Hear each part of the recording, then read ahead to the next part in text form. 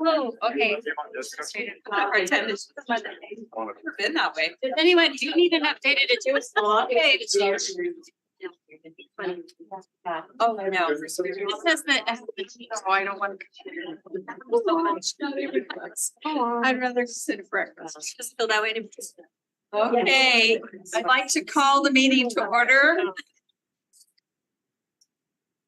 I'd like to welcome everyone to the study session portion of the meeting of the Canyons Board of Education.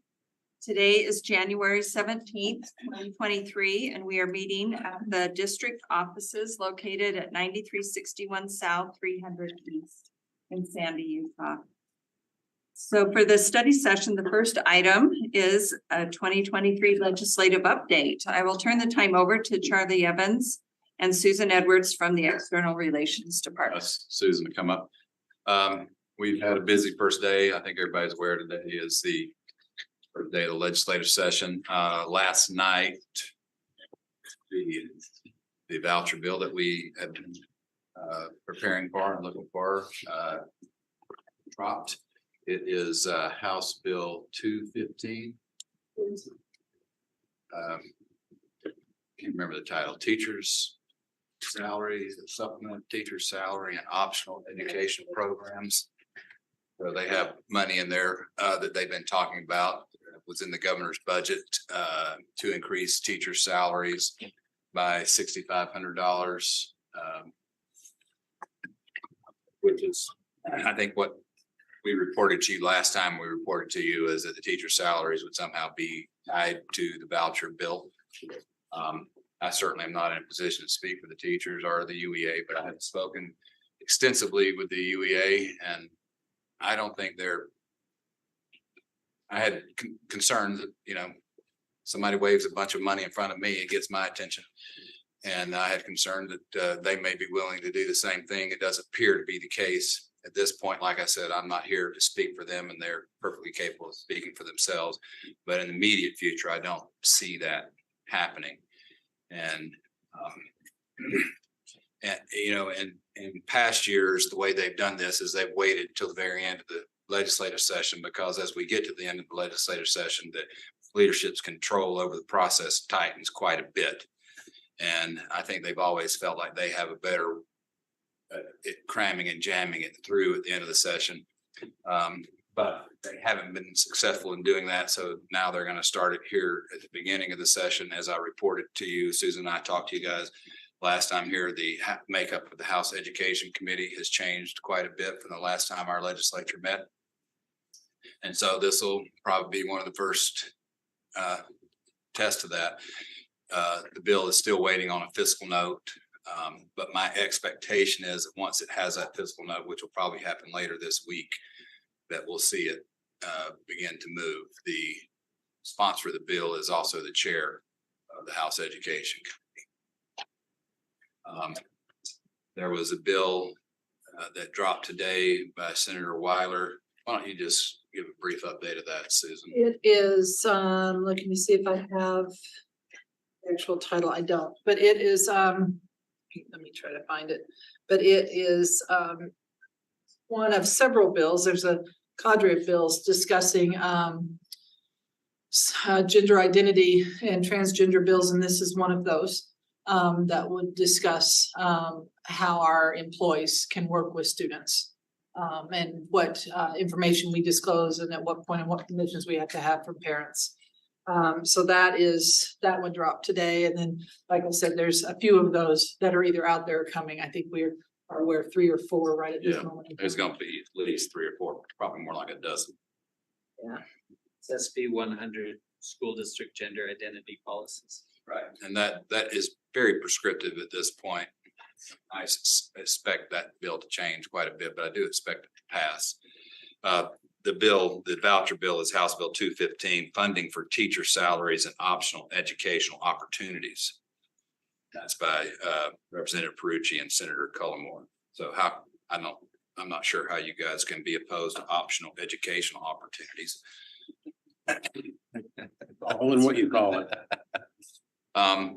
Those were the major developments today. I think all this is in your update. Nothing has really changed since we sent that update to you today, and we're happy to take any questions that you guys might have about that or anything else that you saw on that list. Questions, board? Comments about it? It's yeah, has there been any talk? I have a question, just I've heard numbers ranging from 1 to $4 or $5 billion in surplus. Has there been talk about using that or tax cuts or anything like There's that? going to be a big tax cut bill. They've got $900 million in ongoing money as a surplus this year, and over $1 billion in one-time money. And so there, I had a very lengthy conversation with Jerry Stevenson last Friday, who is the Senate chair of the the Executive Appropriations Committee, and he is adamantly opposed to any kind of a tax rebate. And so I don't suspect that happened, but and so they're lining up, you can imagine, to spend that $1 billion. The real question is what's going to happen to the ongoing. There is going to be a significant tax cut package, which will focus mainly, I believe, on income tax. There's very little that the state can do with regard to property tax, and I don't seem to have an appetite to do that. The Senate, the House is very much interested in taking the rest of the state tax off of food, sales tax on food. The Senate seems less interested in doing that. Senator Stevenson, he said if we could take it all off, then that would be worth doing, but only a small portion of it is the state. The rest of it's local, maybe it's not local government. And I don't think they want to backfill that to the cities. So I don't know what will happen there, but there will be a significant income tax cut. Thank you. And I've said it before, but I'll say it again, that it's important to education the state taxing system, because basically every dollar that comes in is a dollar that could possibly benefit education. And we haven't seen it yet, but we do expect, like we said the last time we reported to you, there a constitutional amendment completely removing the earmark from the education fund, which they will undoubtedly be giving to us for our support. And that may be another reason they're doing the voucher bill early. But I don't know. That's just speculation on my part. Thank you. Anyone have questions or comments? Mr. Milliberg? Help me with my stinking thinking here, okay, Charlie? All right. Susan? Income tax is earmarked for education. We are funded 50th in the nation for income tax, or for funding of education. And they've got a $1 billion surplus. Does that seem strange to anybody else but me, that we're the lowest funded in the nation and they've got a surplus and they want to give it to everybody else but education? It certainly does seem strange to me too. I agree with you. Am I thinking out of whack here? No, Okay. no. This is going to be a very difficult session for a lot of reasons. And, passage or the failure of this voucher bill, I think will have an impact on what happens with all sorts of funding at the end of the legislative session, which is probably another reason they're starting it early this year. I don't want to speak for them because I certainly haven't been involved in any of the strategy that they have come up with. I was a little bit surprised given the way they've chosen to do this in the past, that they're starting so early, but it will have a very significant ripple effect. I don't know what the larger word for ripple is, but it'll have a large ripple effect on what happens at the end of the session. Wave or short wave, yes.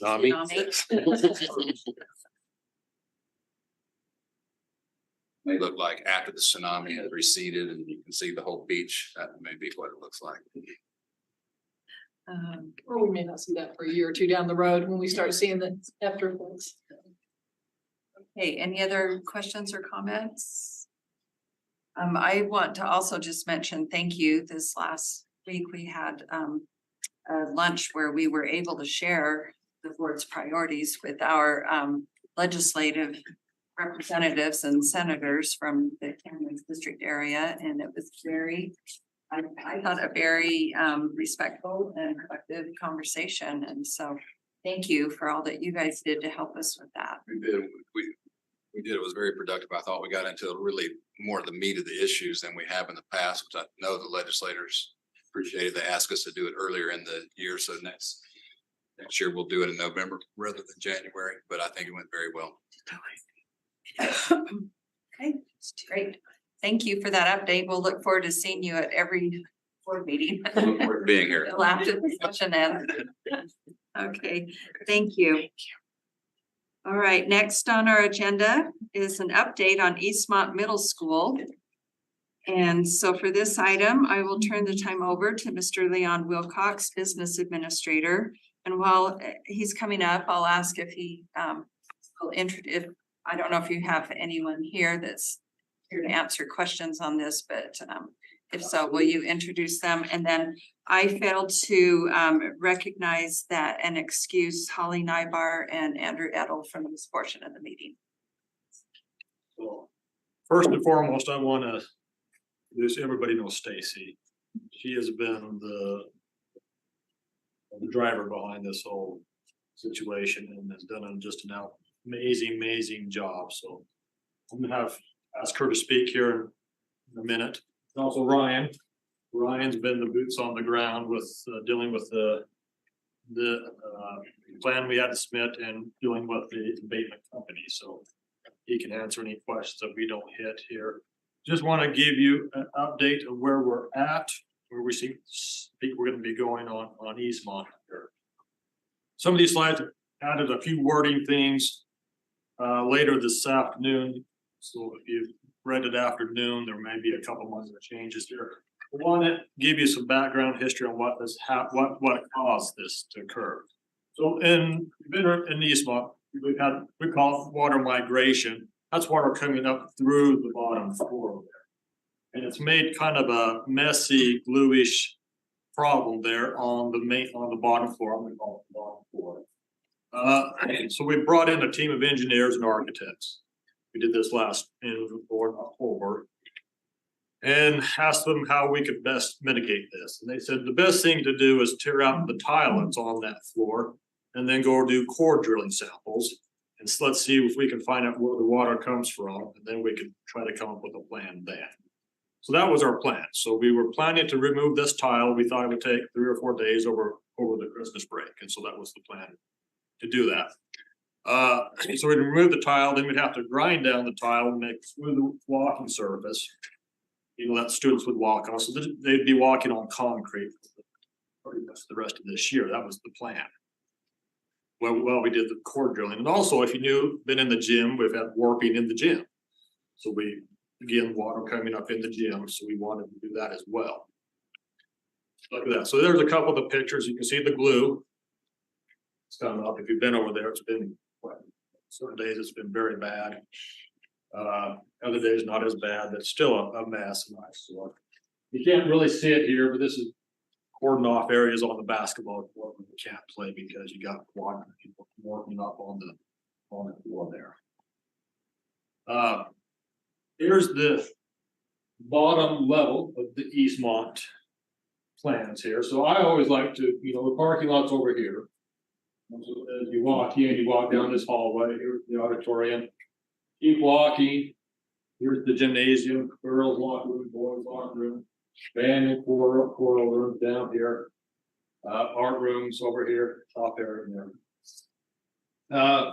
The idea, the plan was, and we still did remove all this tile, kind of a light shade of yellow if you can see it, and all those hallways there. That's what we were going to do. And we thought it'd take a couple days to do that. So before you can remove any tile that may have asbestos, you have to have it tested. So we brought in samples. So we took samples back in late October. Got the report back on November 4th that had none detected in it. So we believed that we were good to go. So that's why we proceeded forward with the plan in So let me just tell you where we believe the asbestos is coming from. So the asbestos is believed to be from the glue that from the original AVT, it's asbestos vinyl tile when the school was built. This is the school's 50th year, so 50 years ago, when they laid that tile in, that's what they used. Sometime after that, they removed that tile, placed what they call a memorial floor on that, probably in the 80s or 90s. We don't really have a record of when that occurred.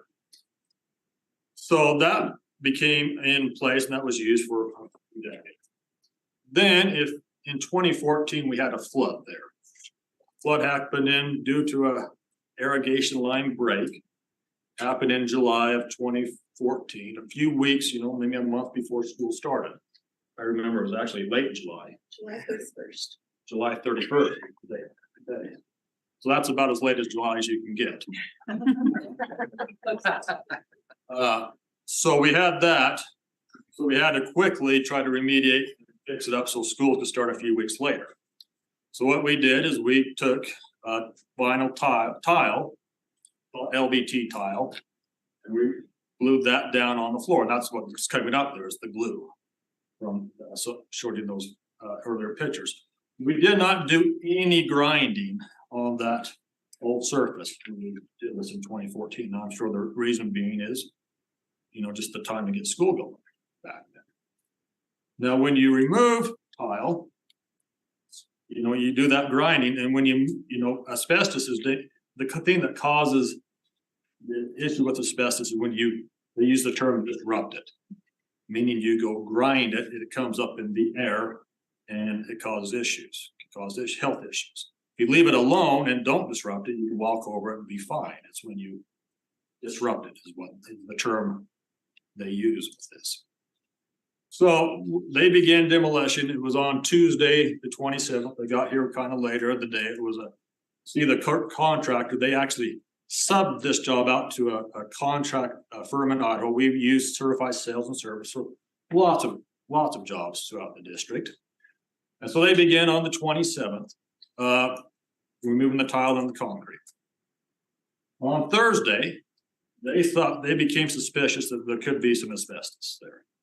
So that's when they called Ryan, Thursday afternoon, evening.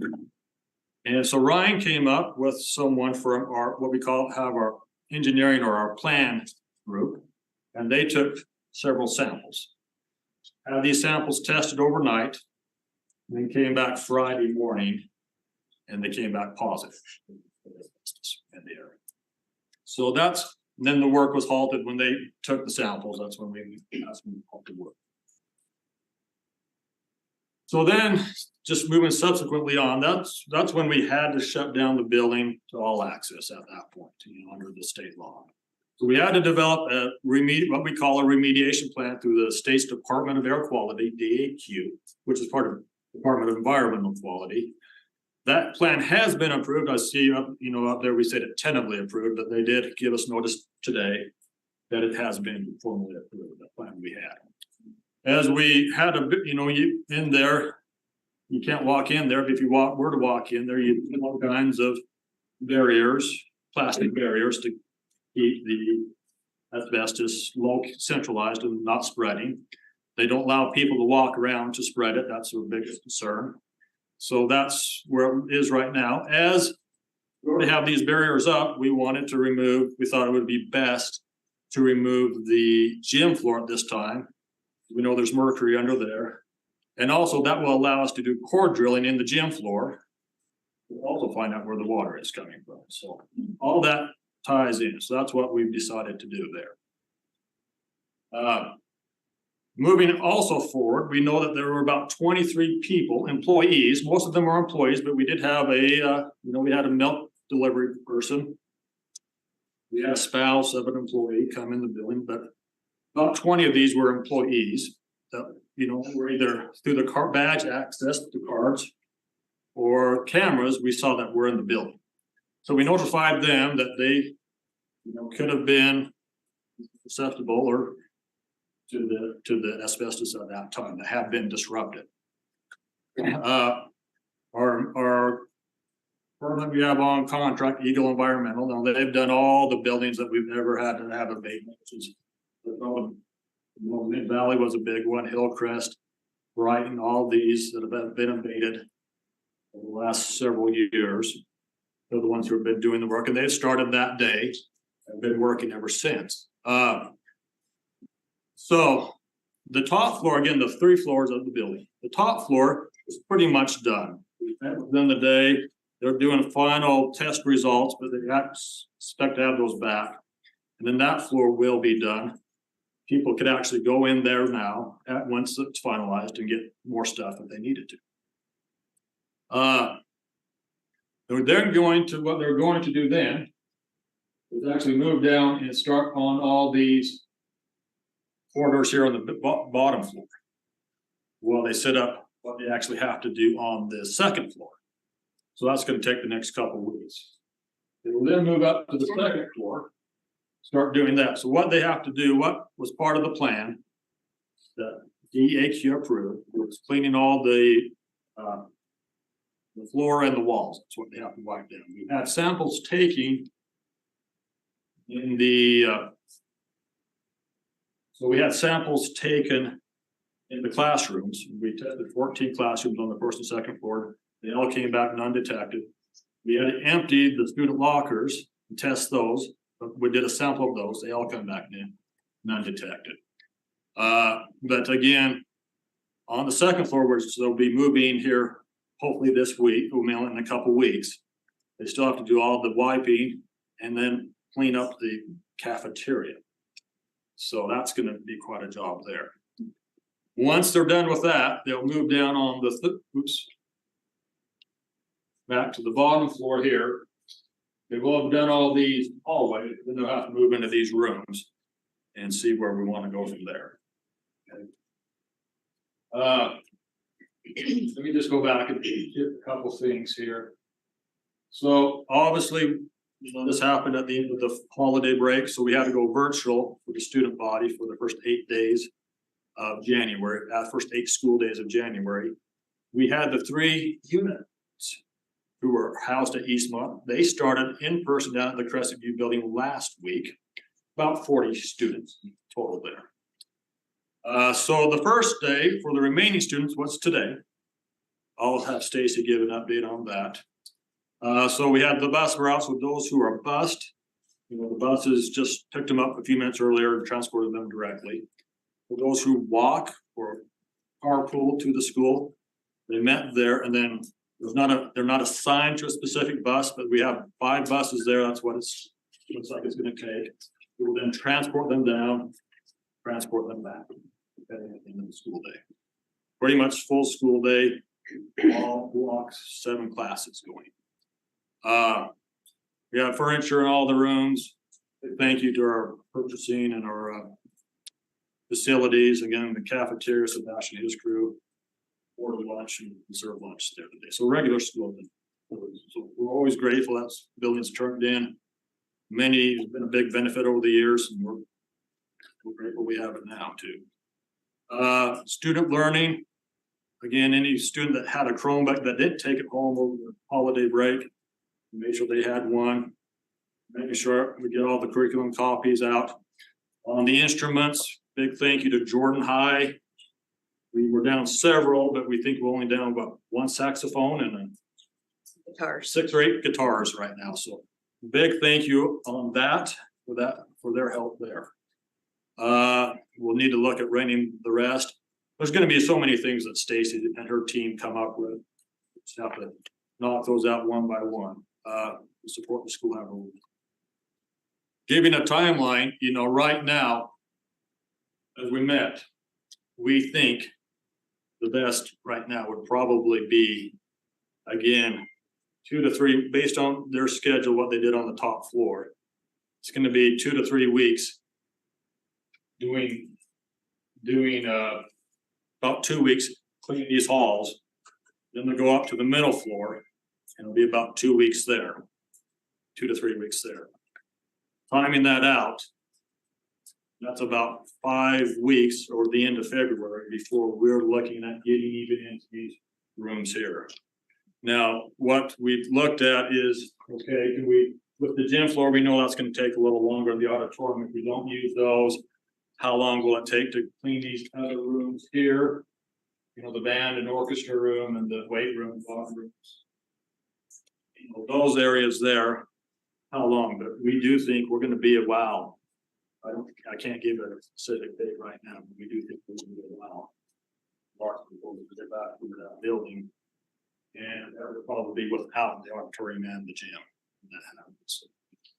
There's where we're at with the timeline. Before we answer any questions, we could just give Stacy a few minutes on where operations at school are at and how the first day went.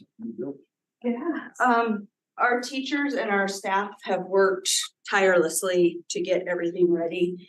The amount of things that were in that building that had to be moved and shuffled and vacuumed and cleaned and scrubbed was incredible, and they just worked with a smile on their face. I know Karen was in there and got to see a lot of them doing stuff, but my teachers just rallied because they think that the most important thing is being able to teach their students in person. We were able to have a great first day today. Our students, the buses was not an issue. They were all on time. They were all able to leave on time. We didn't have any stranded children, which was a great thing. It's just been a great thing. Friday, we had a whole bunch of our students came in and they decorated the school, and it wasn't something prompted. They did it on their own, and it just made the school liven up and feel like Eastmont. And we had a red, white, and blue day today for Eastmont. So it was just a school again. And they actually keep saying, we're just glad that we get to come back, and we're just glad we get to be with people. So I think that that was a huge win, having the ability to come over and do this. My teachers are absolute rock stars. They walked in to teach with a computer, and they've been super patient to get technology in place because they had taken out all the projectors in the schools and moved them to a different school. So it was like, is it going to get in? Is it going to get in? But everything has fallen into place. Peruvian Park left some books behind, so our library actually looks like a library, even though they may not be the books that our kids would check out. But once we have access to the top floor, we'll be able to do like we actually did during COVID, where our students have a list and they can check out the books, and then we can go over and get those books and bring them over like once a week. Our art teacher has been so creative because all of her supplies are on that bottom floor. She's just come up with all these new projects, and she's just started over, and it's been great. My band teacher ordered a whole bunch of wooden spoons, and we found extra garbage cans because there was 2 elementary schools there, and they're all learning rhythm. No matter what instrument you play for the next little bit until we get all the instruments, you're going to learn rhythm, which will really help with our school song, hopefully. They cannot clap on the beat. I don't know. It's just been a bonding experience for our staff. I know that sounds weird, but in a crisis, our staff comes together. And so it's been awesome. Thank you. Good. Not really awesome, but awesome as it can be. It's been awesome rock star. So thank you, Stacy, her team, Taylor and Brooke, and everyone else who's made that happen. Great job by them. So with that, we're happy to take any questions you. Questions, board members? Mr. Millerberg? Asbestos in its undisturbed state is not harmful. That's what we're told. And you know, the term that I'm familiar with is friable, which is when it's pulverized, it goes out in the air. And that's what happens. You mentioned that you had 23 employees in there at the time they were removing tile. Do we have concern for those 23 employees? Yeah, so what we did is on that letter, we said you may want to seek your health provider.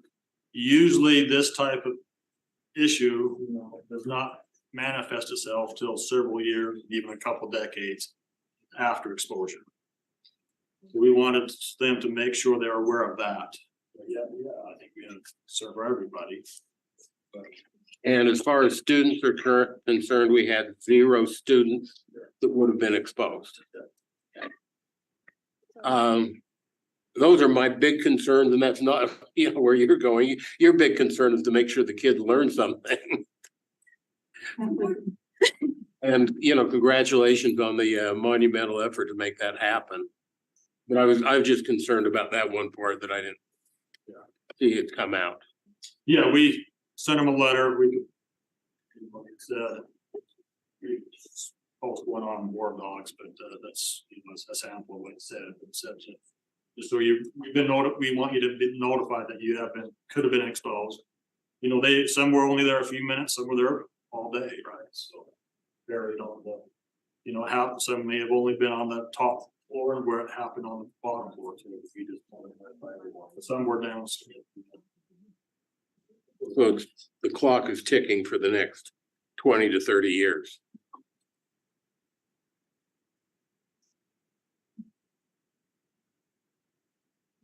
Thank you. So just as a reference point, I know it's necessary, but how much does this additional cleanup cost? And also how much are there any additional busing expenditures for the additional distance, or is it is busing cost neutral at this point? Well, it's more of us. We are transporting 5 buses, loads of kids that we weren't running from East one down to Crescent View. Now, it's not a fairly long ways, but it's a ways. So that is a cost there. Also pulls some of our mechanics, dispatchers, and other people duties and do that shuttle run. The biggest cost is not to look at purchasing bid. It's the cost. Right now we have a purchasing bid out there for your approval tonight. That's just for the cleanup. That's not for the abatement associated with getting rid of any other asbestos, correct? No, that's for. That is the abatement. That is. Okay, for the complete abatement. Okay, got it. And but you're saying that's not comprehensive cost, like we might. We're fairly certain it's gonna exceed that. Okay. What about the cost of the gym floor, right? Because you had to pull that out. That's all included in that. That is. Okay. We, like I say, we think the gym floor was a couple hundred more. Yeah. So the gym floor is included in the purchase bid. It's on consent for tonight. Again, we want to emphasize, we don't think that's the last bid you can. Any other questions? I don't have a Karen. question, I just have a comment. I've tried to be down at Eastmont a lot. Almost feel like I should get a shirt too. They're shopped in the front office. Okay. Eastmont, yeah. Anyway, I've just been very impressed with not only the school staff, they have great morale. They're really excited, excited to get back to sort of normal. As long as you're not online, it's good. You know what I mean? It's good for the kids, it's good for them.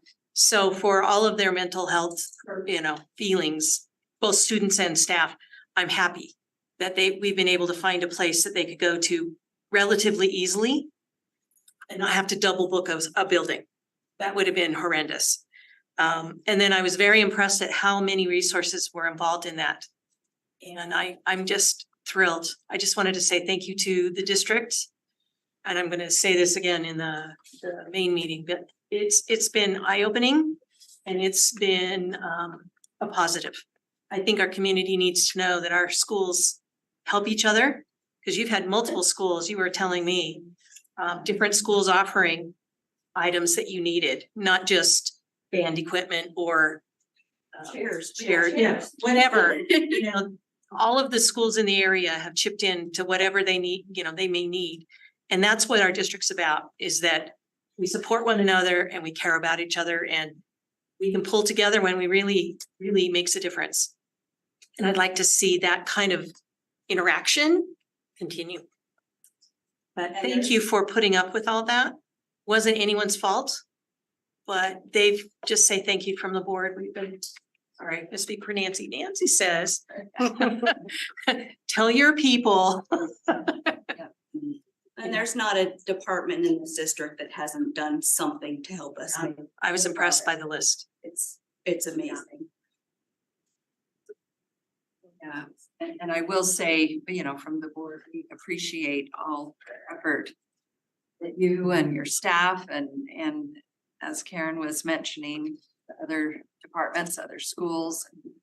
When we talk about the Canyons family, this is a good illustration of what that means. And we're very appreciative, and I think we all wish it didn't happen, but it's nice to know that there are supports and people willing to pitch in when things like this do happen.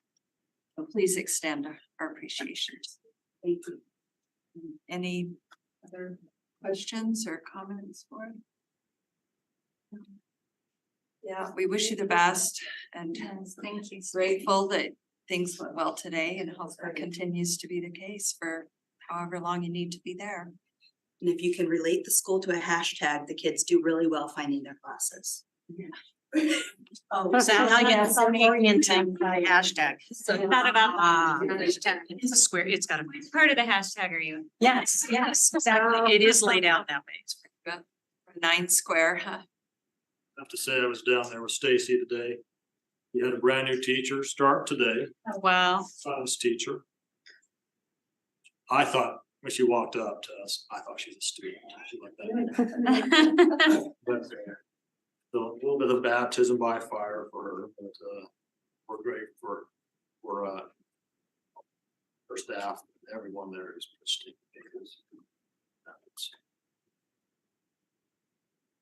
Thank you. Thanks for that update.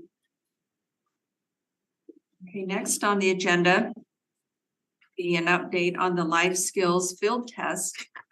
And I will turn the time over to Dr. Brian McGill, Director of Student Services, for that update. Gives that update.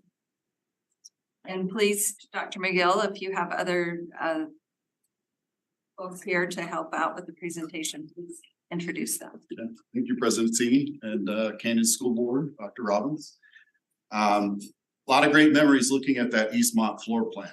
I actually attended that school, as did my wife, as did my daughter. Stacy had her at the time that she went through, and spent a lot of time down on that basement floor. So some good memories there. For tonight, just to kind of kick things off with Dr. Martin Luther King Jr.'s Reserve Day being Luther Day and Human Rights Day, a particular quote that really resonates with me that he once shared, and that is: the function of education is to teach one to think intensively and to think critically. Intelligence plus character, that is the goal of true education. And I thought that quote was very fitting tonight as we talk about character education and helping our kids thrive. So thrive time is kind of the buzzword that we've used to describe the product. We recognize that if we go out at some point to license or sell, you've got to have a catchy title, a catchy theme to it versus just CSD life skills. Right? So anyways, that's kind of what we've been referring to it as. I know you guys have seen this many a times over, but these are our critical competencies and our focal points that we're focused on and helping our kids out with. And we've had a lot of opportunity to digest that. We'll walk through the timeline. So on January 10th, we went live with the beta testing site. I actually emailed that link out to the board today, as well as the password, so you can access that and kind of navigate through what's available right now. January 11th, the following day, we happen to have our counselors, our psychologists, and our social workers all here on site for professional development. So we actually utilized that time on that morning to walk them through the system and provide training so that they have an in-depth knowledge base as they go back to work with principals and teachers in their schools.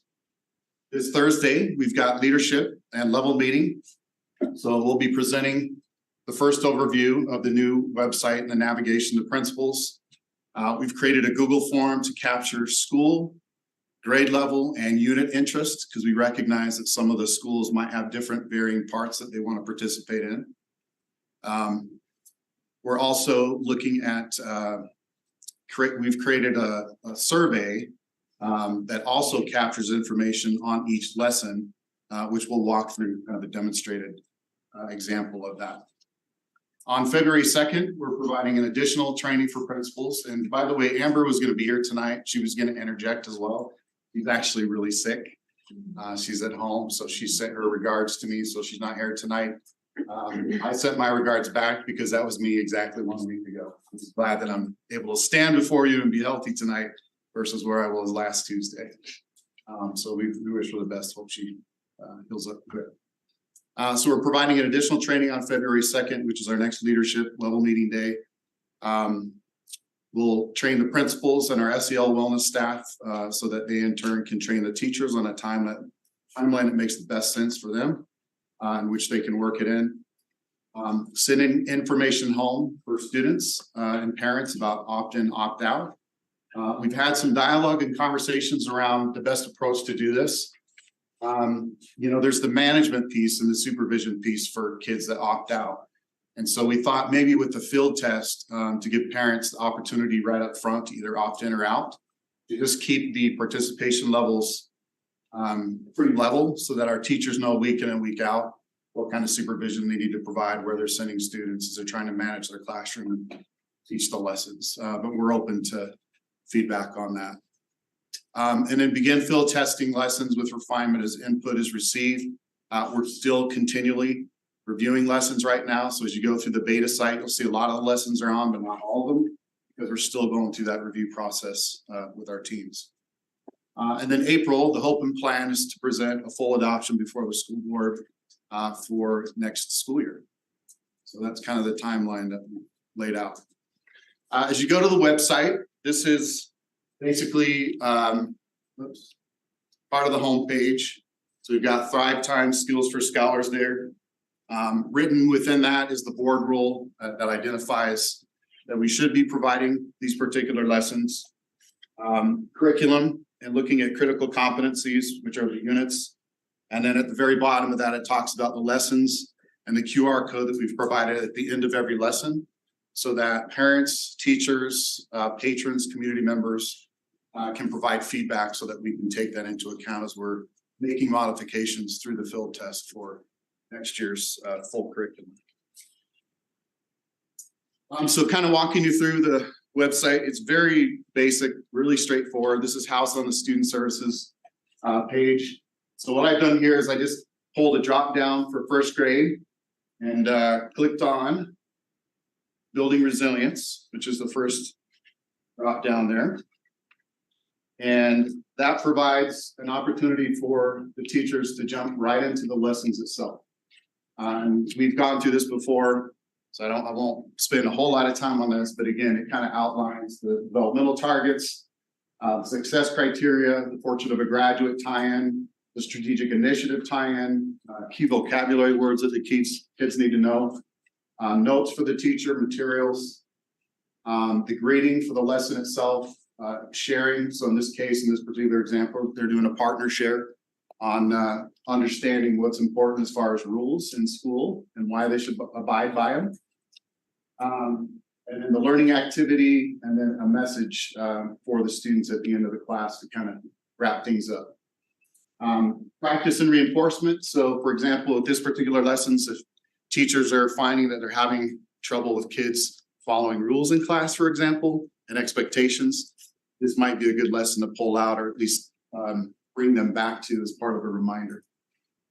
There's some application principles as far as different games that they can play with the kids. So things such as red light, green light, Simon Says, all games that we're very familiar with. Reflection piece for the students. And then, like I said, there's a QR code down here at the bottom, which will walk through the information and the QR code. So you can see it asks the identifier up front, or your teacher, parent, community member, and then it walks them through which lessons they want to provide feedback on. So looking at each grade level, to what degree did you review the lessons? There's a Likert skill associated with that, so we can actually drill down to a particular lesson. Was your student, did they participate in the actual lessons, yes or no? And then we've provided a couple of open-ended responses as well, which we found through our parent advisory groups. They had a lot of just commentary, right, that we've gone through and made a lot of edits to. Some we've incorporated, some we haven't, just kind of depends on where the developmental team felt like we needed to land. But in essence, it provides them with an opportunity to provide some open-ended feedback. So. Here I just pointed an arrow here to the critical competencies. So we've got a link to, again, the units, the structure of the lesson itself. Again, these are intended for about a 15-20 minute lesson per week, elementary and middle school level. And then just tying it back into the developmental targets. So in this case, the relevance is helping students build resilience, within themselves and being able to handle stress, control impulses, motivate themselves, persevere, overcome obstacles, which we all know in this room our youth need more than ever. And then it provides the actual developmental targets K2, 3, 5, and 6, 8. So pretty much what I got. Questions I can help answer. Yeah, Karen. Brian, this looks awesome. I went through the first grade curriculum sample that you gave us. And I found it was very helpful. And that is exactly what you would be doing, but the 15 to 20 minutes, not gonna happen. But I wondered, is it intended to be done all in one shot? Or can you spread that out? Do a piece of it here, and a piece of it here, and a piece of it here, and then just make sure you've covered it all in a week. The What is the lesson intention? itself is intended to be a quick lesson with the students, like middle of the week. But as most good teachers or educators would do, they would pull in the relevance when it applies with different levels of learning and different needs that they have within a given class. I know as a teacher, I would have referenced it over and over and over for that given week. And if we found ourselves in a school year where it's like, all right, we need to pull this lesson back out again, and if we're having issues with respecting others in class, things of that nature. So I just know with first graders, if you're gonna play any of those games, it's 5 minutes. You have to play it so everybody gets their turn doing the thing. But that's okay, because you could do pieces of it, along the way. So I just wondered what pacing was. So if we did one of those lessons all year long, we would have covered all those competencies. Yeah. And we've provided a layer of about 6 to 8 lessons per topic and unit by grade. So there's a plethora of them to be able to choose from. It looks really good. Thank you. Appreciate that. I just know the timing is always optimistic, It is. It's been a push. I mean, but like, it's okay. yeah, like I've said over and over, we We know what started it is. midsummer. And our department team meeting today, we spent the whole second half of our department meeting just reviewing lessons that we were behind on. So yeah, kudos to the student services team. We're a small unit of about 6-7 specialists. But ISD has been an integral part in all of this. Amber, John, and Laura in particular. Our MTSS has gone through and reviewed lessons. So it's truly been a collaborative effort, and it's taken everyone to get to where we're at. So. But I find that every product that our district has ever created is far superior to anything you've ever bought, ever. Well, that's the other part. I'm just gonna tell you that The because huge cost savings. it saves us money, but it also matches our goals. We know our students, we know their needs. And I'm impressed with the professionalism of it. It's not perfect yet, but then it's brand new. But I know that as we work this through, as a teacher, I found that everything our district created itself was far superior to what we were given by the state or someone else. So compliments to ISD and all others. So. Thank you, Karen. Cheryl? So thank you so much. I think I'm really excited for this. I think it is great. So my question is, so are we just allowing schools and teachers to opt in to the field testing? We're not telling everyone they have to do it, right? I mean, how is that gonna work? The field test on Thursdays, I go into level meetings. We're gonna ask each of the principals, we're gonna give them a couple of week timeline between this Thursday and February 2nd to fill out the Google form. And that form is very straightforward. It just asks them to identify their school if they're interested in participating, the grade level or levels, if they're doing it, full school or particular grades that they want to seek out. And then also the units themselves, because you may have some schools that it's like, we're going to do these 2 units, but we're not going to do these other. Okay. So hopefully by February 2nd, we'll have a really good idea of how many schools are going to be participating and to what degree and what level. So that way we can provide this report as needed as well. And as they go through and field test, just as I showed you with that QR code that we have set up, it's going to allow us to basically get ongoing feedback and input from everyone. So like today I had an email from a parent just asking about where we were at, the updates, and I was able to let this parent know that, there's going to be a QR code on every lesson. So if the parent wanted to provide feedback on every lesson, that parent could certainly choose to do that. So. And that was another question. So is every teacher expected to do that QR code every time, or just when they want to? No, it's just if they want to do feedback. Okay. It's not required of them. If they want to refine the lesson, or if there's some scaffolds they feel like we could add in to adjust it or make it better or improve it, they can provide that, but it's not required. Great, thank you. Ms. Nygaard? I was really excited about this, and I went in and looked at a lot of lesson plans. I actually love the structure of the feedback and that it's simple, it's a QR code, and that we're really, it adds another layer of not just transparency, but taking into account that teachers and their expert opinion, they may have something to share and contribute to elevate the lesson, or parents if they've got a child that has anxiety or different issues. So I really love that. The other thing I love is I love the structure of the lesson, how the teacher introduces it and does the greeting, and then at the end wraps it up again. I think that's pretty awesome. I looked through all the units. I had a couple questions. So the units that you click on that are like Sesame Street, that's through Wonders. Is that through Wonders? Because we said that through some of it, it was Wonders, how we're using like for kindergarten Wonders. But then when I clicked on it at the top, it has like Sesame Education Workshop, which is like part of PBS. That logo, is that somehow tied to Wonders? I was just. He did a big part of the kindergarten and first grade. Okay, so we're supplementing that from Wonders, right? Because when I looked through Wonders, I didn't see any partnership with Sesame. So that's something we're supplementing. Okay, and then the other question I had was, I really loved the unit on making mistakes. I know that was something I asked for that we could talk about with the kids, because we always talk about the ideal and sometimes they get really stressed when they don't reach that. And I have just a little thing, a verbiage. So let me see.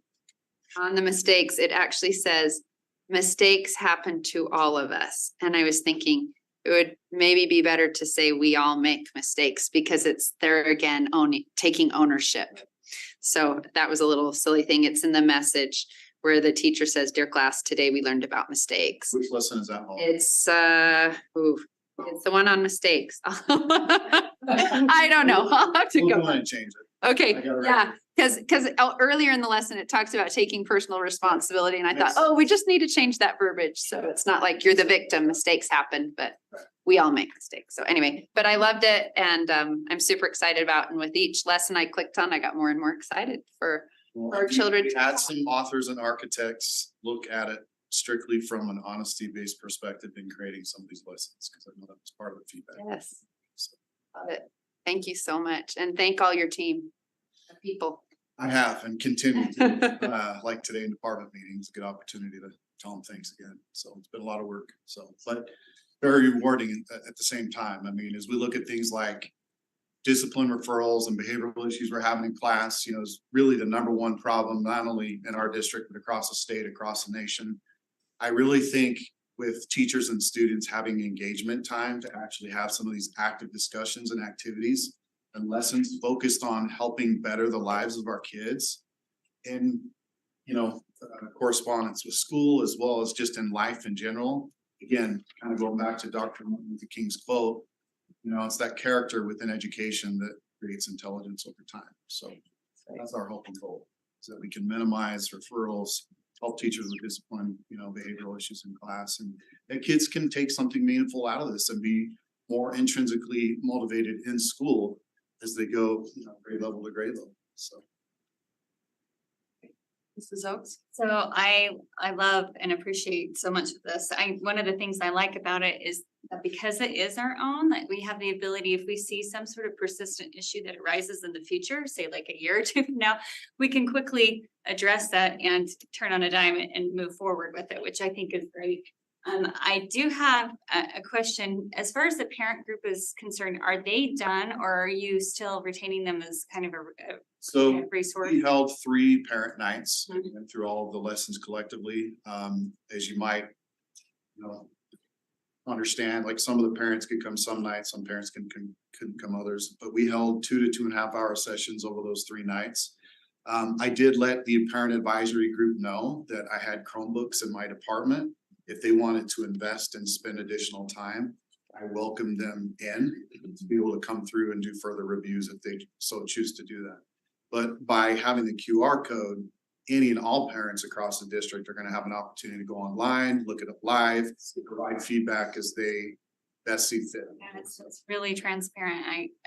Which is important, and Yeah, that's the it's way I important. operate. Appreciate that. Very transparent with everything. Well, and the other thing that I just want to commend you on, and I know this has been a point of discussion before, is that we're not getting into a place where the teachers are becoming de facto therapists, right? I mean, they are teaching soft skills that are approachable and appropriate for any child to be learning. And I think we'd be hard pressed to find parents that would really struggle with some of these basic principles that I think are gonna be helpful in the classrooms. And we stressed and emphasized that with our wellness staff when we had our professional development, so that they in turn can help our administrators and our teachers be able to recognize that and refer when and where needed. That's awesome. Kids tend to share or overshare. Yeah. We want to make sure that they're getting proper supports if needed. So. That's great. Thank you. Thank you. Any other comments or questions? I had one question about so this field test window and you described the timeline when principals will be given an opportunity to fill out a spreadsheet of which ones they want to do. And I'm really grateful that you guys are tracking that and paying attention to it. What if there's certain segments or grade levels that at this point, nobody signs up to do field test? Is there kind of Well, we certainly hope that's not the case, but yeah, I mean, I do too, because really our window's only 3 months and this is a whole year's worth of curriculum. I do know several elementaries and middle schools that are interested in doing it. So my hope is that with a few of those signing on for the full lesson scope, or at least breaking some of them up, like having some schools start with 2, others with 3, others with 4, so on and so forth, so we can get more feedback as a whole. Kind of give some guidance on how they sign up. Highly encourage that with the group on. I think it's important to cover as much ground as we possibly can during this field test. Well, and again, I mean, these are principles that are gonna help kids thrive, right? In classroom, in school, in life. And I think, our principals, most of them, I think, recognize that by instilling something like this, it is gonna bring about improvements as it relates to discipline, which is gonna help them in their jobs day in and day out. Help teachers with behavioral management, and just having kids make connections with one another is critically important. Mr. Millerberg? I want you to know, by me sitting here silent, not really joining in, does not mean I'm dissing what you're doing. It's just that as you come around the table, I don't know that I have anything more productive to add what everybody else has said. But I'm really on board with what you're doing. It's exciting. It's good stuff. Great. And as Amanda, put it, we have control of our own product, which I think is essential. I know it's been said before and we recognize the monumental effort. Yeah. Herculean, I think, is what. the Herculean word is term the right? So I gotta keep going to the gym. I gotta. So we are very, very appreciative and excited that we're at this point where we can start seeing some of these lessons being used in classrooms and seeing how it's received. Appreciate it. Thanks. Thank you. Okay, board, that concludes our items for the closed session study session. Okay, and so we will now take a short break and reconvene in the other room for our business meeting. Thank you all for being here. Those of you here in the room and those of you listening. I'm like, Oh. Jody. Fun, right? I can see Jody wearing.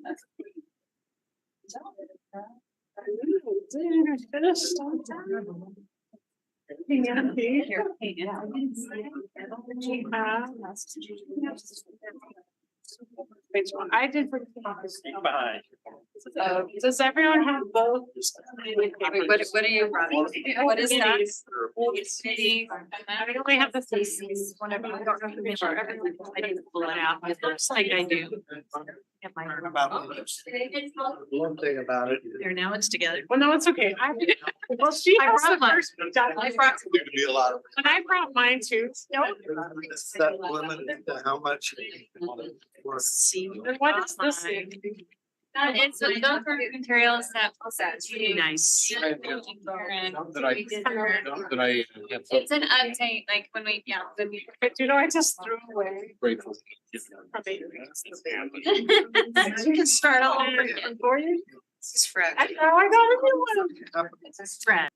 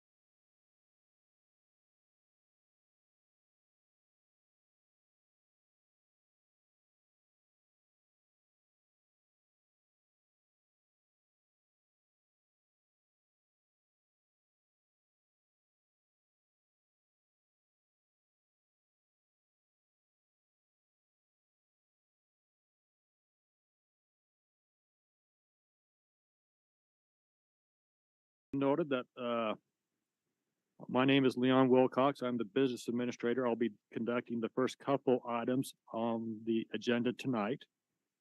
We also want to note that Mr. Andrew Edel is joining us remotely. Andrew, can you hear us? I can hear you. Can you hear me? We can hear you. Thank you for joining in. Thank you. First item, we would like to approve the agenda for tonight, January 17th, 2023. Also want to note that we have added on the consent agenda a new item 8F, approval of administrative appointments. So if I could have a motion to approve the agenda for tonight. I will move to approve the agenda for tonight as you just stated with those changes to consent. I'll second that motion. Thank you. We have a motion and a second. All in favor? Aye. Aye. Thank you. Passes unanimously. We will now be led in the Pledge of Allegiance by Oak Hollow Principal Julie Moots, after which Principal Moots will give us some school highlights from Oak Hollow.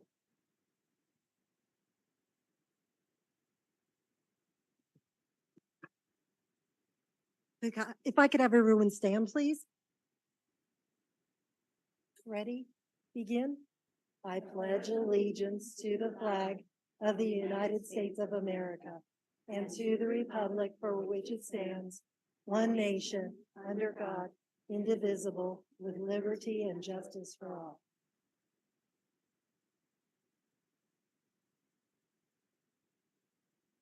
Well, thank you for having me here tonight. I'm the principal at Oak Hollow Elementary in Draper. And I started writing some things down that I wanted to share, or highlight. You know, of course, we are so excited about being an A-rated school. We are very excited. We worked very hard to get that. I'm very excited about our French dual immersion program. And I started listing some things. Oh, I'm excited about this. I love this about Oak Hollow. I've been there for 8 years. I love this. And you know what? What I want to share is the people.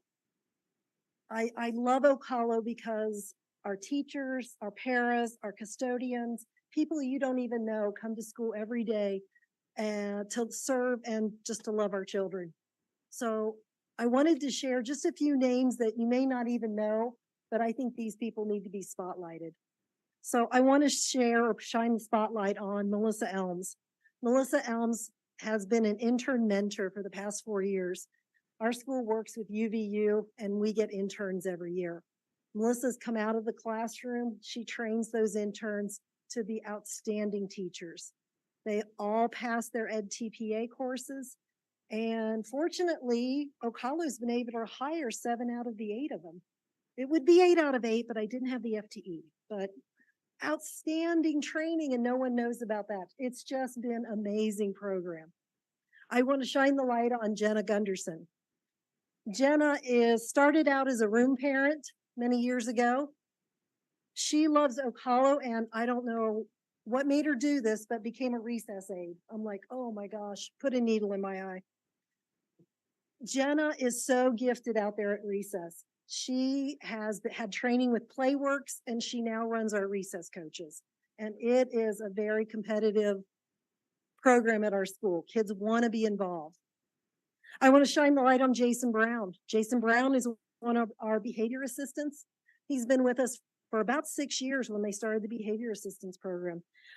Jason runs our check-in, check-out program we call SOAR. He's also one of our recess aides, so he started what they call the Eagle Ref program. So for 3rd, 4th, and 5th graders, he trains them on the games, builds some leadership skills, and the kids go out there and they can be a referee for a game at recess. They love it. Oh my gosh, they love it. I'd like to shine the light on Tracy Gerard, our gifted school counselor. Tracy saw a real issue with kids that it was one thing to say, use kind words, but really address bullying. And took a program from pbis.org, Stop, Walk, and Talk, and has taught that to all of our students. So all of our students have that language, that common language now that we're using at Oak Hollow. And it's really reducing the bullying that we're seeing. and increasing the kindness. So like, I think more than anything, I won't go on and on because I think I could just keep going with this person and that person. But I want to thank you for your support of the French Dual Immersion Program, for Playworks, for our Brain Boosters. Thank you for supporting those things. And thank you for letting me share a few things about Ocala. Thank you, Principal Moots. Please extend your thanks to all your students, your staff, your community at Oak Hollow. As a parent there, we want to thank you as well for everything that you do. And finally, go Bengals, the rest of the playoffs.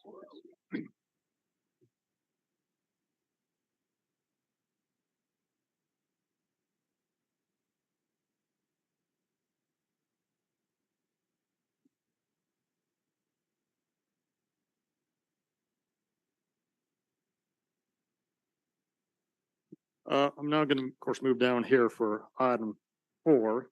This is reorganization of board leadership. So this is per our policy, board policy 100.1. I'll just read that. By state statute, in the first board business meeting of January following a general election, the board elects a president and vice president to serve a 2-year term. The board may appoint other officers from time to time following the established procedure herein and according to Utah code. No extra compensation, power, or authority is given to the board officers than that for the other board members except as set forth in board policy. So as we go about organizing this, the last several years, we have gone a revision to this policy. And instead of having we've always had a board president, but instead of having just one vice president, we've had 2 vice presidents. So if the board wishes to continue that practice, we would need to have a motion, a second, and a vote to continue that on. So, and also would suggest that they be vice presidents instead of a first vice president and a second vice president. So if anyone would like to make that motion, if not, we would just go with the one vice president. Yes. Would it be appropriate to have discussion before a motion is made? Since no motion is on the floor, I would say yes right now. Because for the last several elections, I have been vehemently opposed to having a second vice president. And I just wanted, before we have a motion or anything, and I just wanted to speak to that issue and let you know that I've changed my mind on that. What you just read, I reread, that the board may appoint others as they deem necessary from time to time. And so I will just acquiesce and not oppose the second vice president this time. Thank you. So noted. So with that, still, is there any? And every time I put it out, it would lose 6. I would lose 6-1. So. Okay, I would like to move that we, as a board, have 2 vice presidents. And could I also, they would just be vice presidents, not first and second. Yes. Okay. Both vice presidents, not first and second. We have a motion by Mrs. Schill. Is there a second to that motion? I will second that. A second by Mrs. Pedersen. Any discussion of the motion? See, I would like discussion, sorry. I should have said this when I made my motion. I mean, I just want to point out for the last 10 years, our board has had 2 vice presidents and that it has served us well. And we have a large district and it takes a lot of work to be in board leadership. And it is good to have 2 and just to share the load. thank you for that. All right. So any other discussion to the motion? I also want to make sure Mr. Edel can hear as well, so. I do not have any comments. Thank you. So with that, I'll call the motion. All in favor? Say aye. Aye. Aye. Any opposed? Motion passes unanimously. So now let's go to the election of the officers. So again, this is following the policy. The following procedures, I'm gonna read this right out of the policy. The following procedures utilized for electing one officer at a time will be used for selecting a board member to serve for each office. The nominations. Any board member may make a nomination for any office, including the nomination of oneself. Nominations do not need to be seconded. A motion, a second, and a vote will close the nominations. Voting. To be elected an officer, a nominee must receive the majority of votes cast.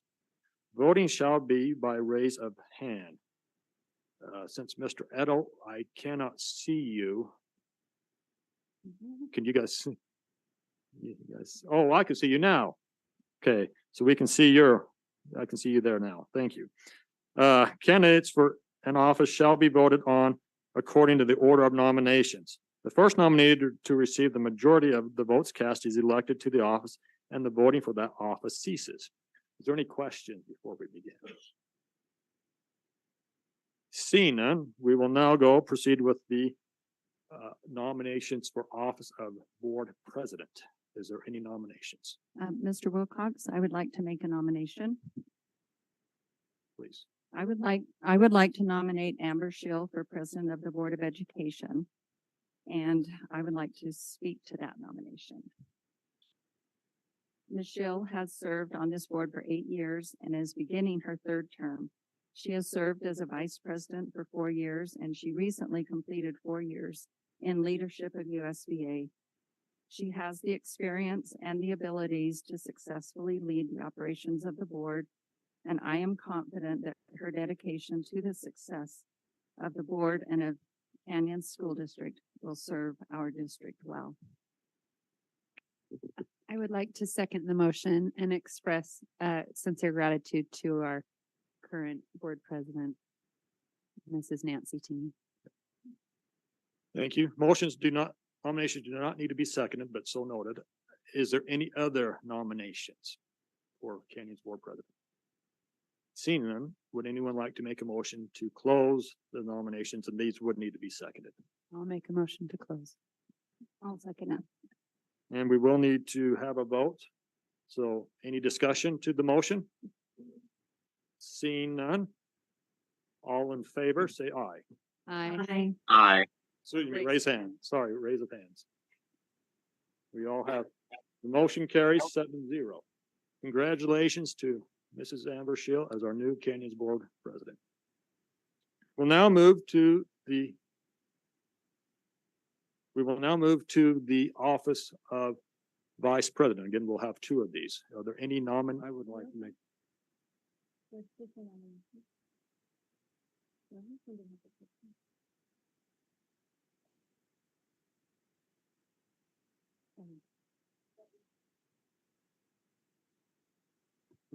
Yes, yeah, there was a motion.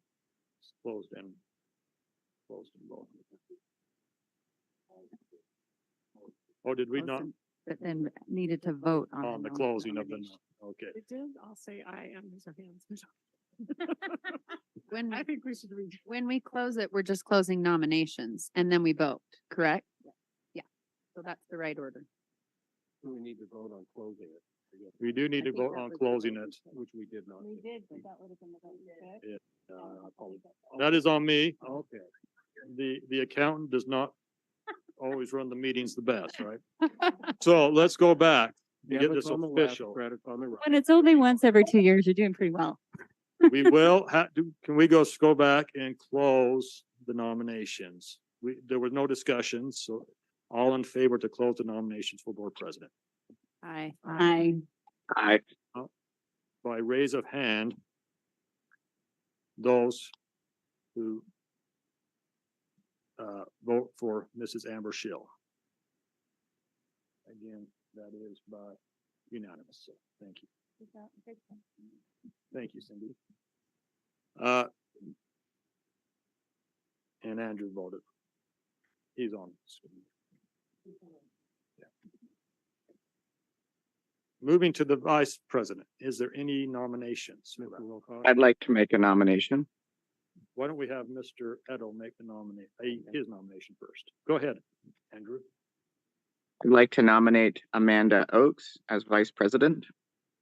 Amanda has served in board leadership for a number of years, a couple years now, and has done a phenomenal job. I believe that she's got the dedication and impartiality to serve all members of the board diligently and well.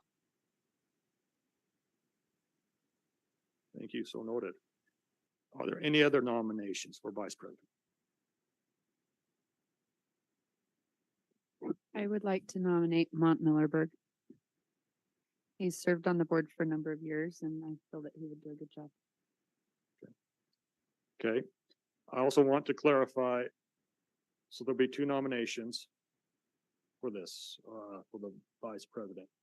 Do you want to nominate him now before we vote, or do you want to continue with this nomination? So we would, if it was closed, it would be Amber and Mont voting against each other, just so. Does that make sense? Any other, well, I should say, is there any other nominations besides those two?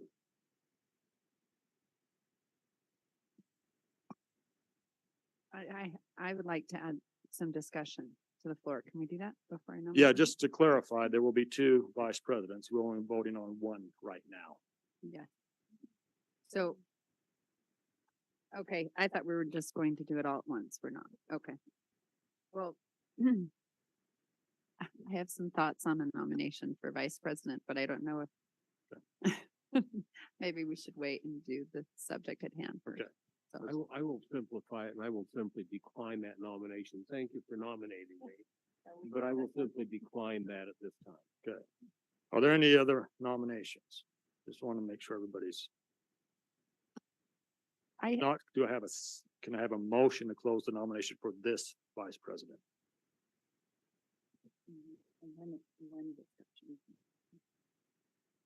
Okay, so after this, if there are no more nominations, then close the nomination. And then we can have discussion, either voting on the one that has been. Right. Well, I have some discussion because I'm very torn. Because I know after this, we only get one more. So I thought I'll just share this. A thought I had was the wisdom in having, but there's three people because Nancy, I think, would also do a great job as a vice president since she's been president for so long as far as helping. It's kind of like what the USBA does with past presidents. So that's something I want to bring up in dialogue, maybe before we conduct all the nominations. And I don't know, maybe Nancy is ready to pass the baton, but I see a lot of wisdom in that because I would think that she'd be referred to for advice often. And I think that Mont in the past has said that one of his concerns with the three board leadership is that you're near majority. And so if Nancy is referred to often and there's three and then Nancy's referred to, then it is majority. And so if there's going to, if there's wisdom and prudence in that, I can see why that could be an advantage as well to have her as vice president. So just opening it up to dialogue and what you feel about that, Nancy. Thank you. I appreciate the kind words, but I will decline that offer of a nomination. And I will commit to the board and the new leadership that I won't intervene or interfere, or I won't be a part of it. I will serve my role as a board member. So with that, we do have a nomination for Mrs. Oakes as one of the vice presidents. Is there I should open it up. Is there any other nominations for this one, knowing that there will be another one?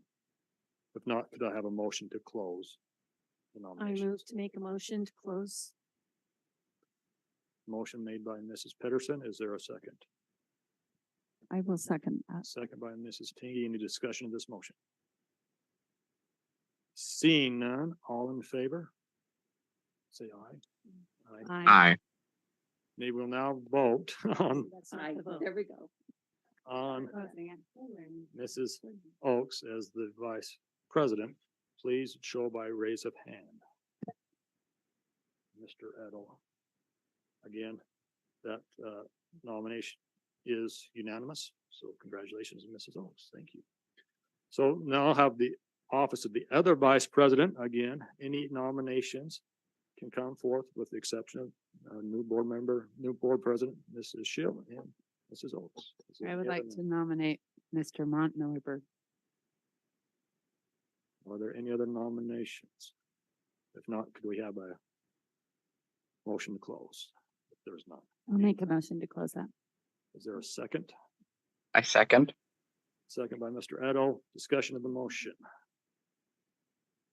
Seeing none, all in favor of closing the nominations? Aye. Passes unanimous. Now we will vote on Mr. Milliberg as being the other vice president. Please do so by raise of hand. Mr. Edel, again. So again, unanimous. So congratulations to Mrs. Amber Schill as our board president, with Mrs. Oaks and Mr. Milliberg as our vice presidents. If I could just take a brief liberty, I just want to thank Mrs. Tingy for so many last 4 years of service of being our calm, collective, tremendous leader of the board and the district. So many thanks to you. We are all indebted to you for your service, especially during the pandemic. So thank you very, very much for your service. It should be noted that Mrs. Tingy has been on the board for 10 years. She has never not served in board leadership. So thank you for a whole decade of service to Canyon School District. Thank you very much. With that, I will turn the time over to Mrs. Schill to conduct the balance of the meeting. I would suggest we just remain in our seats for the remainder of this meeting, if that's okay. And then we can organize next. Can I make one comment? Yes. If I was sitting out there instead of sitting here, or if I was listening, I would say that's pretty hokey. He's always been opposed as two vice president, and now he's not opposed. He gets elected. That's what I'd be thinking, and that's what I'd be saying. Well, I don't think in hokiness, so I don't. I think it is. But can I just say that I think that at some point in time, I have completed 10 years on the board at various times. I genuinely feel that at some point in time, people on the Board of Education need to step up and do some of the heavy lifting that goes with board leadership. And I am willing to do that, and I feel that that is not something I seek after as much as it is that I feel an obligation, having served for as long as I have and avoided it for as long as I have, that I have a responsibility to help with the heavy lifting. Hey, Leon, before we move forward, I'd just like to take the liberty to express my appreciation to President T for her service. And, you know, I got here in March of 2020, right at the start of the pandemic. And I just think back to her great leadership. And as you mentioned, her calm, steady hand. It reminds me of many occasions on the football field as a college athlete in the huddle, when you're down and you need a 2-minute drive and all the pressure in the world is on, and you step in the huddle and you see certain leaders that emerge that just calm the huddle down, and everybody, you know, points to and knows that it's going to be okay. And that's the type of teammate and leader that Nancy is, has always been, and will be. And I just want to thank her on many different levels as a professional and on a personal level for her great leadership, especially during the last 2.5 years. And also congratulate Amber and Amanda and Mont as we go forward. There's a lot of work to be done, as we've said, but we're in a great position to do that. So thank you. And we have some flowers for President T and for Mrs. Schill. So I'll bring those over.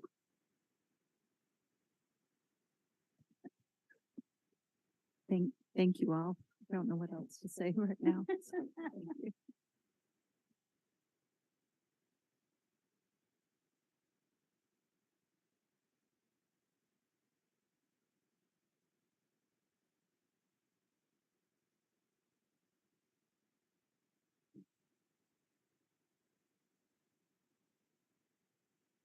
Okay, so I am going to take over conducting the rest of the meeting.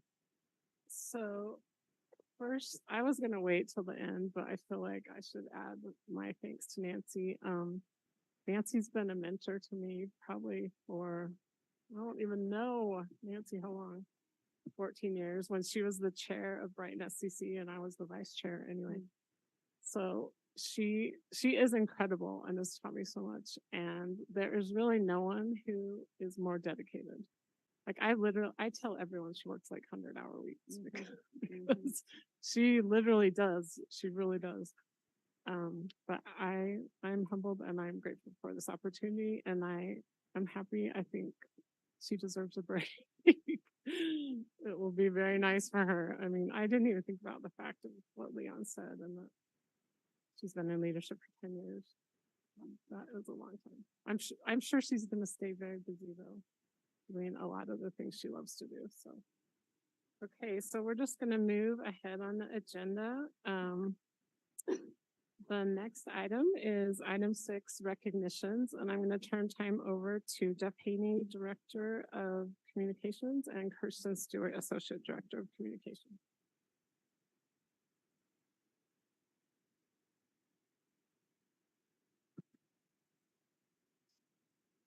Thank you, President Schill.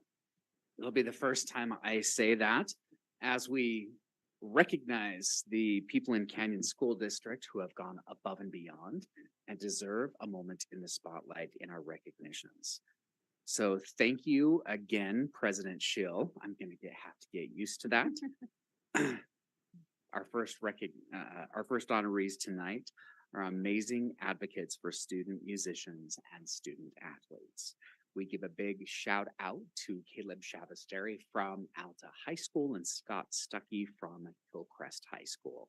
Last week, they received Distinguished Service Awards from the Utah High School Activities Associations. Caleb is the 5A Music Educator of the Year, and Scott is the 5A Coach of the Year. Caleb, as you may well know, is the advisor for the Alta High Marching Band and leads the instrumental music program for the Hawks. Earlier this year, the Hawks won first place in the Regional Bands of America contest. And you'll see here, Mr. Stuckey has been the track and cross-country coach for decades, a long, long time. He's served Hillcrest for a very long time, served student athletes for a very long time.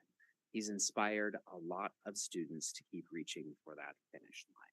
So congratulations to both Caleb and Scott for winning Distinguished Service Awards from the High School Activities Association.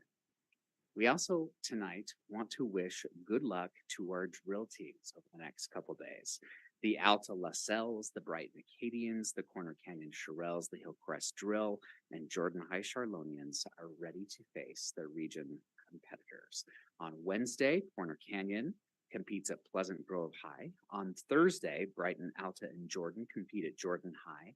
And on Saturday, Hillcrest vies for the region trophy at Cedar Valley High School. So good luck to all of our drill teams. Both Brighton and Hillcrest are ranked in the top 10 in 5A. So we're hoping for the best for the ladies on our drill teams. We also want to wish good luck to the cheer squads at our high schools. This is the first year that cheer is a sanctioned sport through the Utah High School Activities Association. So our teams of gymnasts and dancers, and they really are top tier athletes, have a chance to make history and claim those trophies at the upcoming state competitions. The state tournaments for our cheer squads will be January 25th and January 27th at Utah Valley University. So good luck to Alta, Brighton, Corner Canyon, Jordan, and Hillcrest squads. Also, we want to recognize the achievements of this school community. We talked about Eastmont in the study session. We certainly cannot pass up this opportunity to notice the hard work and dedication of the entire Eastmont school community, who worked so hard to move to a new location in a matter of days. You'll see a picture there of Principal Kurtzhaus. I snapped that of her as I was walking toward the school today. She says she found the stop sign in the school and used it today as the crossing guard, which I thought was pretty darn cool. She stayed outside the school in the rain and the snow until well after the bell rang to make sure every student who got there, even if they got there late, was welcomed by the principal.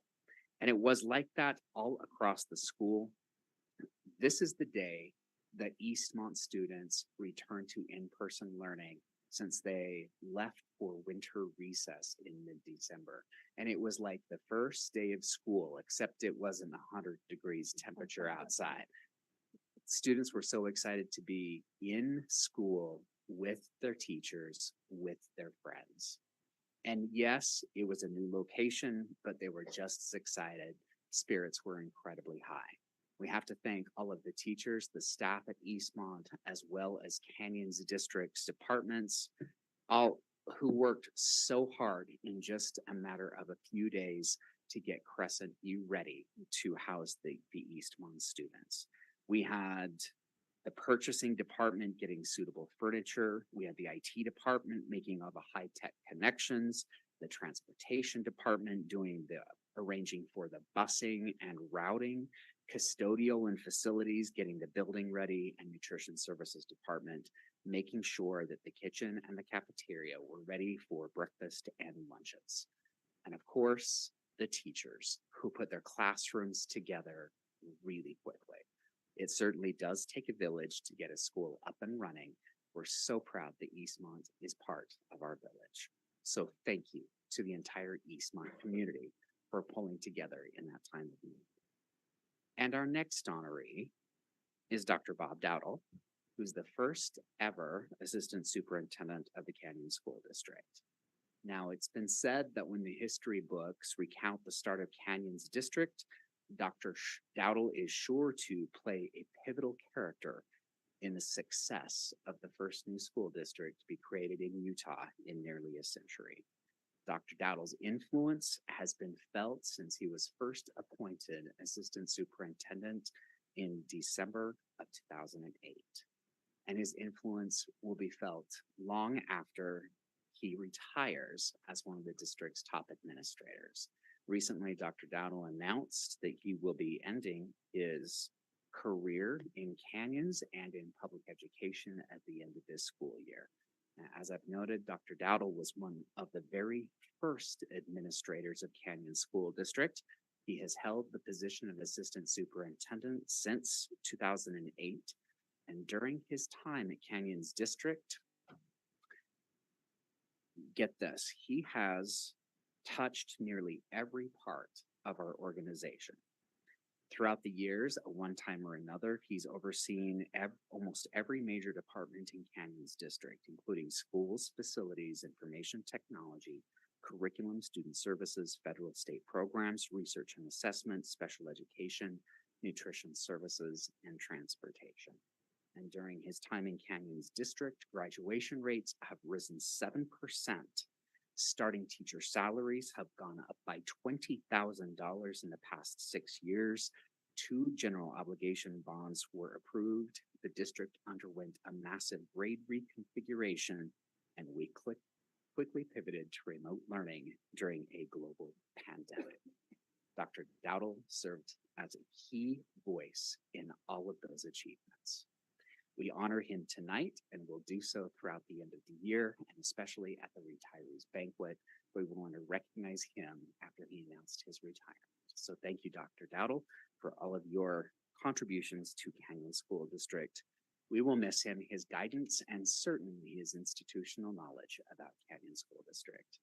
So, President Schill, thank you for the time that you have granted us during board meeting to honor those who have gone above and beyond in creating a world-class district in Canyons.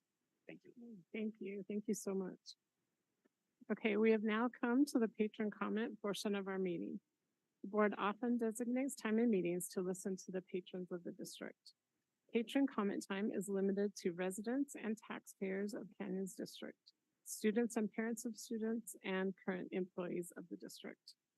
Patrons may provide board members with written documents. These documents may be submitted to the board secretary at the meeting, she's right over there, or emailed to the Office of Public Communications by noon of the day following the board meeting.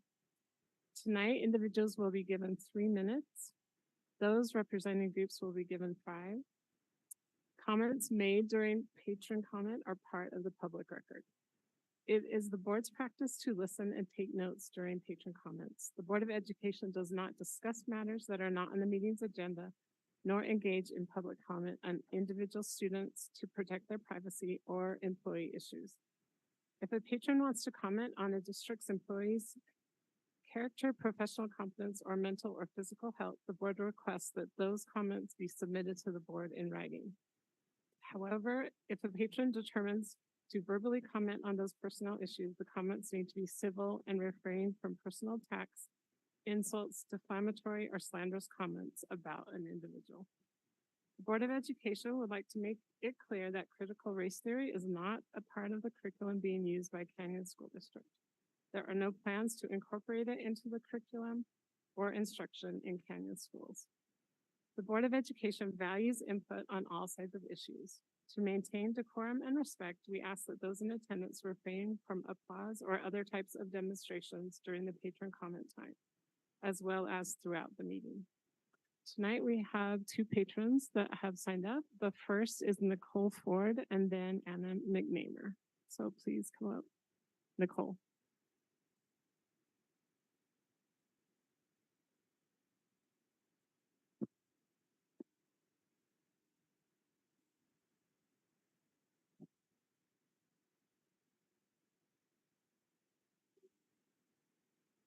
Sorry. Okay, thank you. They really have done an amazing job. My name's Nicole. I'm a parent to a child at Eastmont Middle School. I serve as the vice chair of the SCC at Eastmont as well. I have a few questions and concerns I wanted to ask and bring up today. With asbestos getting into the HVAC system, what is the plan or time frame to replace that? Why is this not being talked about or addressed? Why did no one in that meeting in there ask about student safety? Letters were sent to 23 individuals to seek professional medical attention, and yet we just want to scoot our kids back into that building. Why is no one talking about the potential contamination of the auditorium seats or the HVAC system or every single supply in the building at Eastmont? I want to express my frustration as to how this incident was handled by the district. Serving at Eastmont on the SCC, I was privy to know how bad Eastmont's entire school building as a whole is, let alone the mountains of issues in the basement. The principal there tried year after year to get many serious issues fixed at Eastmont to no avail. It has been so bad that Sandy Rec won't even play basketball there due to the safety concerns. With everything that's being said and put out to parents, as I understand it now, you as a district yet again are setting aside the safety of our students and educators and placing them back in a potential hazardous building. I'm not understanding this. If this is not the case and not your intentions, communicate with us as parents. Help us to understand. You represent us, help us. Because as of now, this is what we're seeing looking in. We are depending on each one of you guys. I can't do what you guys do. I am a nobody mom who does nothing but be a mom. And I need you. I need your help. I'd like to know what plan or recourse you have for parents like myself who refuse to place my child at risk. Someone has to stand up for these kids. They've been set aside and put at the bottom of your list year after year because of low enrollment numbers or different demographics than your Draper Middle or Albion schools, or whatever reasons as a district you've set aside or saw to deny proper safety. What options are you making available to parents who refuse to have their child go back into Eastmont and will not consider online education as education at all? Will you be making permits readily available for families like mine? I don't feel random samples here and there is sufficient proof that our children and educators are safe. If this was your child or you working day in and day out at Eastmont, is what they're doing sufficient for your safety, for your child's safety? I do not believe so. I thank you for your time and consideration on the matter. I fully expect a plan or parent options to be communicated to us and made available. Thank you. Okay, thank you, Anna.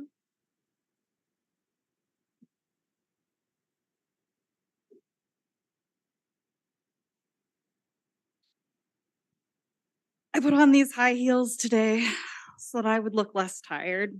Dressing up does a great job of hiding exhaustion. But you can't see my legs, so I guess that doesn't matter. You can't see a lot of things that go on in our schools. And when you don't see those things, it makes educators feel like they don't matter.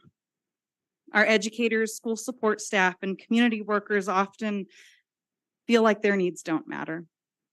But the answer to most of your needs is staring the board in the face. Teachers and school staff are exhausted, morale is down, and mental health really is abysmal.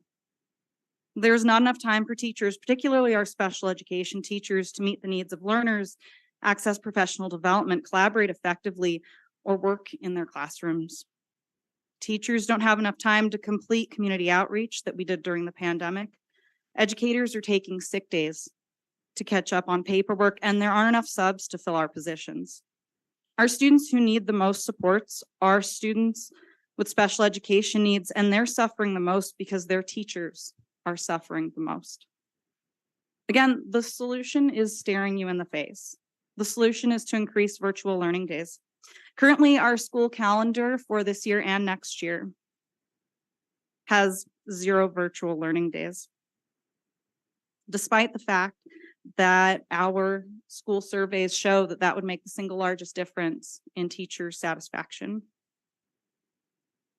Virtual learning days would allow us to increase prep time, and they would even allow for our district calendar to end the school year before Memorial Day for our upcoming school calendar. Our custodial staff want virtual learning days so they can catch up on routine building maintenance and make our buildings safer. Virtual learning days offer the shortened lesson option, which students already receive on early out Fridays. Are we concerned about attendance? Of course. But teachers have been modifying content for virtual learning or at-home learning for 3 years. We're professionals. Trust us. Working from home is a 21st century and life skill. Please let our students have the opportunities to practice this skill.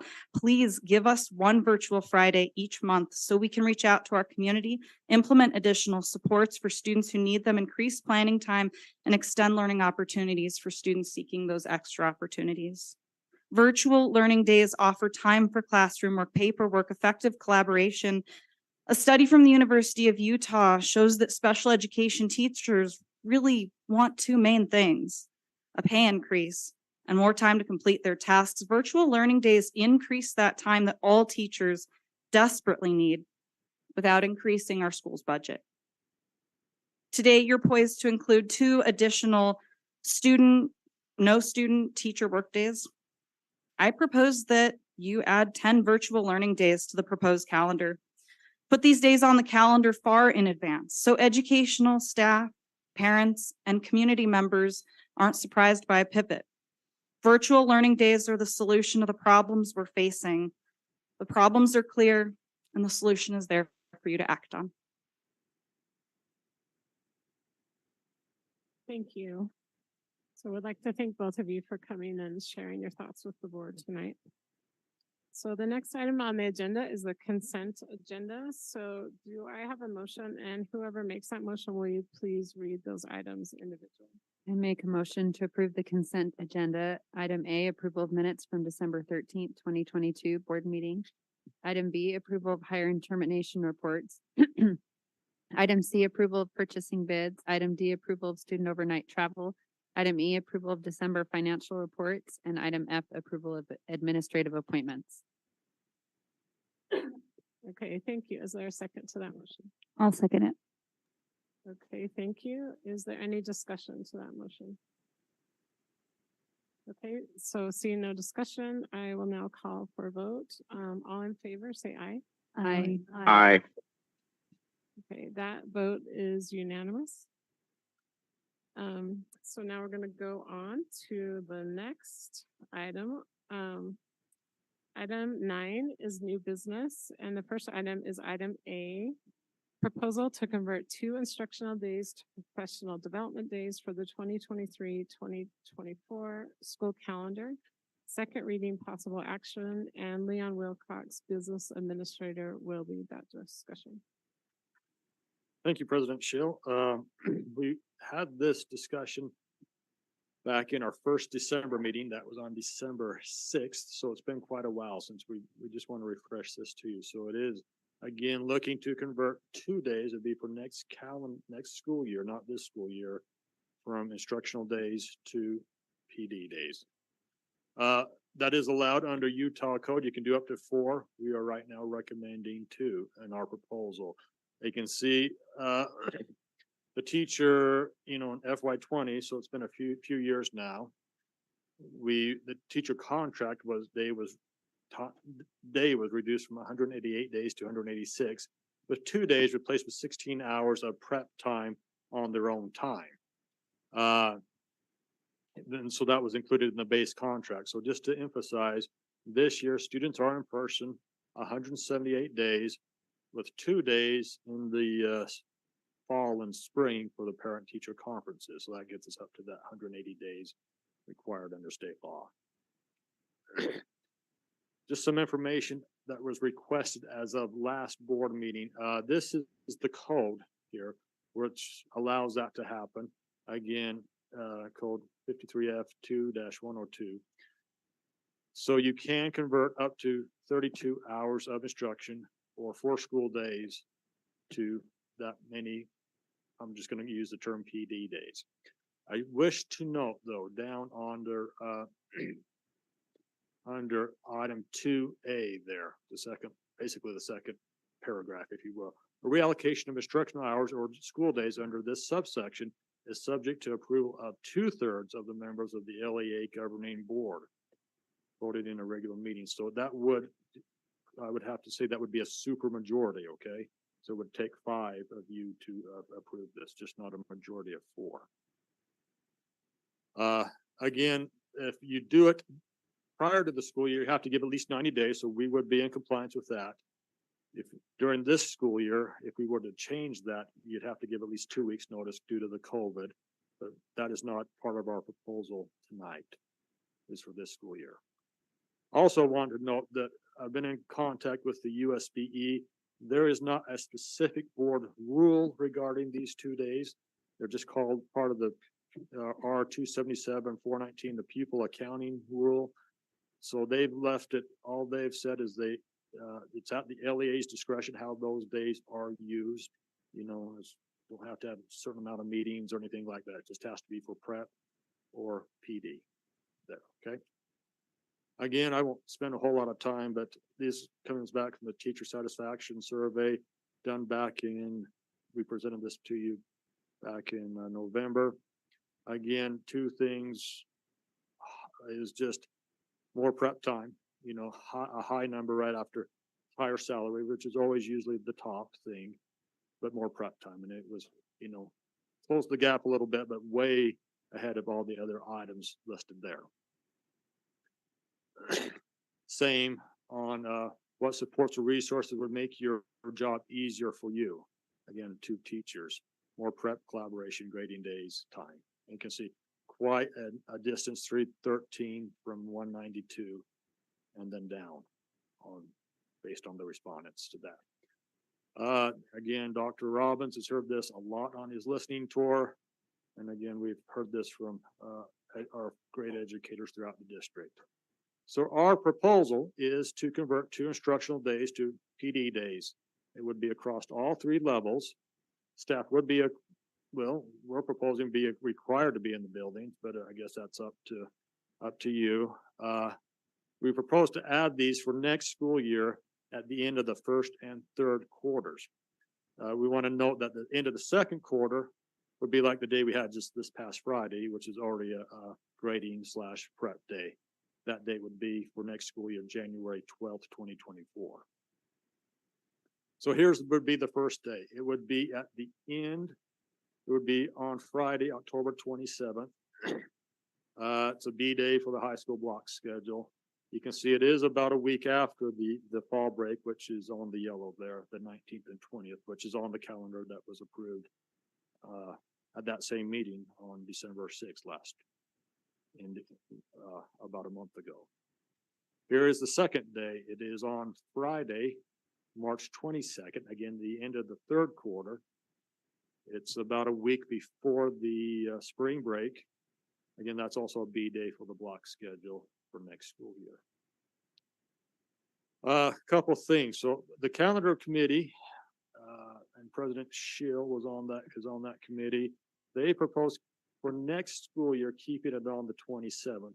The reason being is it's not lots, but I think a few employees have already booked some type of vacation plan for that day, that Monday. I mean, for that fall break, the following Monday.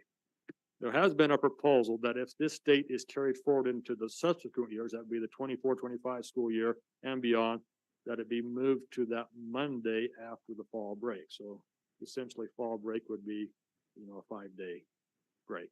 Again, we want to emphasize, we feel like this is what benefits the teachers the most, is keeping it at the end of the term. But again, it's up to the board's discretion on exactly when. If you did that moving forward, you'd have to look at modifying the policy guidelines on the calendar policy. And also on the Brighton calendar, we'd look at how to adjusting that on an annual basis. Again, we're proposing 3 days, the fall, winter, and spring. We think we could line up 1 or 2 of those days, but we probably couldn't line up all 3. So we'd have to work with the Brighton community there on the days that would line up for them just on an annual basis. So with that, this is, possible action, but we could also bring this back as a kind of more of a refresher, from that December 6th meeting. So I'll take any questions or comments you may have. Okay, the board, we can just discuss and decide what we want to do here. Karen, I saw you raise your hand. Yes, I did. I am 100% in favor of this for next year, but I was wondering how difficult would it be to have that one day this year for this last grading period? Because I know you said you had to have 2 weeks notice beforehand by code. Yeah, so something about that. Yeah. And I know parents are concerned what they could do with their children, but I have the thought that maybe we could use some of our paraeducators that normally the people that may already be in the building on that particular day. Just like Eastmont piloted for us, maybe schools could open up slots for students that have to be, their parents have nowhere for them to be, that they could be in the school, and the paraeducators could work with them and do homework support. Whatever the online people are doing, they could help them with that on a limited basis, like they did for the students for Eastmont.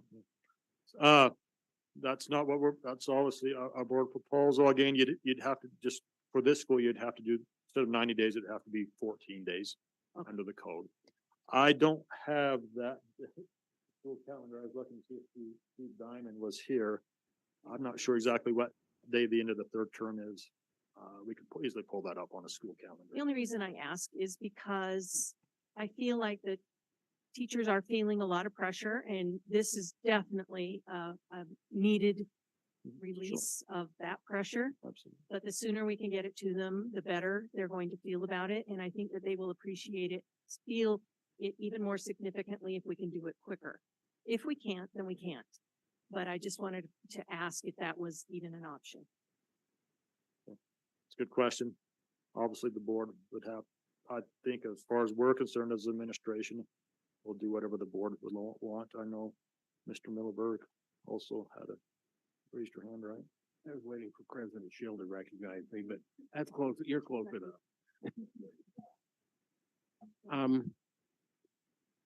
What I'm hearing is these days are not lining up with when the teachers will be doing report cards and grading. No, they are. They are? Okay, yeah, okay. Only for this year. They don't always line up with the fall break and the spring break. Okay. That's that. I spoke to this issue at our last meeting when this came up, but I feel like requiring the teachers to be in the building on those days kind of goes against my grain. As all of you painfully are aware, I have been married to an educator for over half a century. You've heard me say that several times. And I will promise you that my experience has been that teachers are at home working well into the evening on a regular basis, beyond contract time, on a very regular basis. And I feel like in recognition for what the teachers do in our classroom, the magic they make in our classroom, to have them have those 2 days and not be required to be in the building would go a long way. Because you know what? The teacher's gonna do grades, the teachers are gonna grade homework, the teachers are going to do everything teachers do, whether you give them those 2 days or not. And to specifically say that it's all going to happen on those 2 days is to me just kind of ludicrous. And so I feel like the teachers should have the freedom, especially when they do start linking up with spring and fall break, that they can have some time and go enjoy that time with their families, understanding they still have those other responsibilities to get done when they can get them done. I'll thank you, and it should be noted that Mary and Chris could kind of say the same thing. They've been married to accountants for a long time, so. Okay, Mrs. Oak. So if I understand correctly, as far as the challenges with the current calendar, as of right now, because the elementaries are on a trimester system and then the high schools are on a semester system, right? It would be difficult for us to line up dates. Whereas next year that won't be a problem, correct? So I don't know. I mean, I'm open to the idea of us having one between now and the end of the year, but I think we would probably need the calendar committee to come up with a recommendation on when that would most make sense.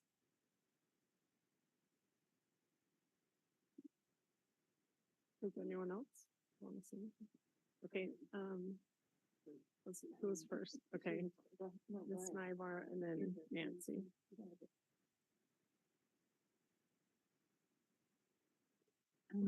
Speaking to 2 points, I too feel that the teachers don't need to be physically in the building for those 2 professional days. And I've said that before. I do feel that just as Mont said, that's very true. Teachers are definitely working on school and their lesson plans and correcting homework and things on their own free time all the time. And especially with how many hours like our elementary school teachers have been putting into the letters and all of these other things. So I'd be very much in favor of thinking of that professional development as doing as they see fit. As far as adding a day into the calendar, I am all for that. And I would suggest that we have the calendar committee meet and look at it. I saw it was March 17th is the end of 3rd quarter for the high school, and it's a little different for the elementary. So, but I would be in favor of looking at that as well. Okay, Mrs. Teague. Thank you. I too am very, very supportive of giving our teachers the time, the prep time that they've been asking for. I'm gonna just maybe voice a little opinion a little bit differently about being in the building. I feel like if we do that, it's pretty much we already have 2 days now in which we are doing that. We're paying them for that to find their own time. And from what I've heard from teachers, they want time in the building without students there. That they want to be able to access each other as teams and their files and their supplies and their things like that. So, anyway, that's just my thoughts on that piece of it. And then as far as adding one in for this day, as I read the statute, it's the reason there's the 14-day for this year is to have it be given due to circumstances within the LEA or a given school due to the COVID-19 pandemic. And I recognize that a lot of what teachers are feeling is repercussions from the pandemic, but if this is something that we feel is important instructionally and ongoing, we just need to make sure that we feel confident that using the 14-day notification, that we feel good about that. And I guess that's what I'm saying is this is something they wanted before, you know, wanted and needed before the pandemic and will want and need it long after the repercussions are over. So I just want to be mindful of that little piece in the statute.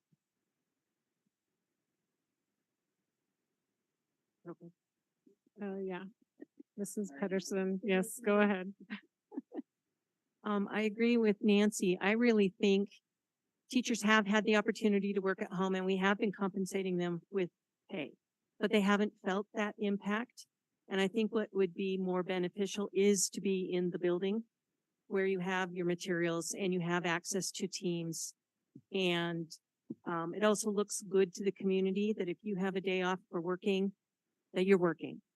I think if there are exceptions to that, if a teacher has a wedding or, you know, something going on, that they can't be there, that would be a site-based decision by the principal, that they may have permission to work online. But I think that we stick with the way it's written, that they need to be in the building for that.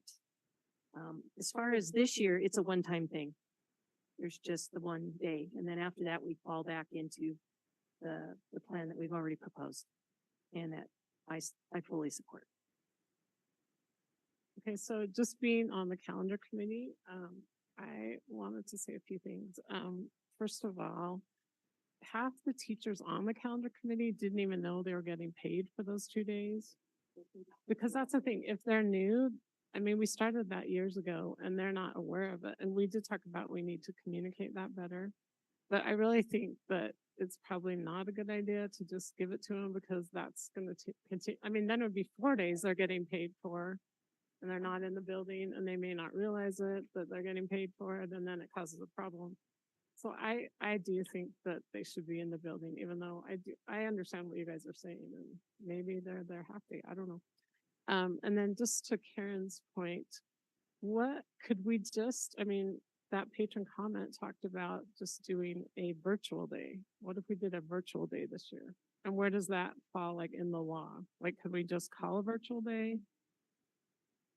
So it could potentially fall under learner validation like we did during the pandemic. I think there's always a trade-off with that, right? About how much engagement and learning actually takes place. It's not perfect. It's better than not engaging, but I think for the most part, I think it'd probably be, more of a wash than it would be, compared to being in person. But I also recognize, and we talked a little bit about this today in cabinet, when you look at the teacher satisfaction survey, you also look at one thing that we haven't brought up is the number of teachers that have left the district and are signaling that they plan to not return. Those numbers are higher than they've been, which is a concern. And then as Leon mentioned, just the feedback that I've received in the superintendent tour, I've been to 4 middle schools and I think 12 elementary, and without fail, time and burnout has been right there at the top. So I think you could go either way with that. Okay, any other discussion or? Oh, Mr. Miller. I think that if there's anything that we learned through the pandemic, is that there is no substitute for face-to-face education. If you look at where Canyon School District stacked up against the other districts in the state, if you look at where Utah stacked up against the other states in the nation, the school, the district that pushed to have the kids back in the classroom receiving face-to-face education performed far better than the schools where the students were being taught remotely. And if you start talking about, we've had proposals all the way from every Friday to one Friday a month, and you start adding up the number of hours of face-to-face instruction that would be lost, I would find that a hard pill to swallow. Face-to-face instruction is the superior method. Yes. Can I just add some context to that too? I think, in discussing this with our teachers and recognizing that the different stresses and things that, that are weighing on them and have occurred, I think one of the things that we also have to take into context with that side by side is our absenteeism rates. And, we were, to Mon's point, we were one of the first districts to be very aggressive about being back in person. And so, as we talked about that, I mean, there's an argument that maybe, starting with me, that we overshot that, right? But I think in the end, the outcomes that and achievement that our students have shown and demonstrated, that's been a real return on investment that, that we made. I worry a little. We've just recently started to look at some of our attendance data. It is trending, as I've said before, it is trending in the right direction, but we still have nearly a third of our students that are chronically absent, meaning between 10 and 30% of the time. And so I've expressed this concern that the more, yes, balancing that time is important, but trying to get that that culture back and reestablished.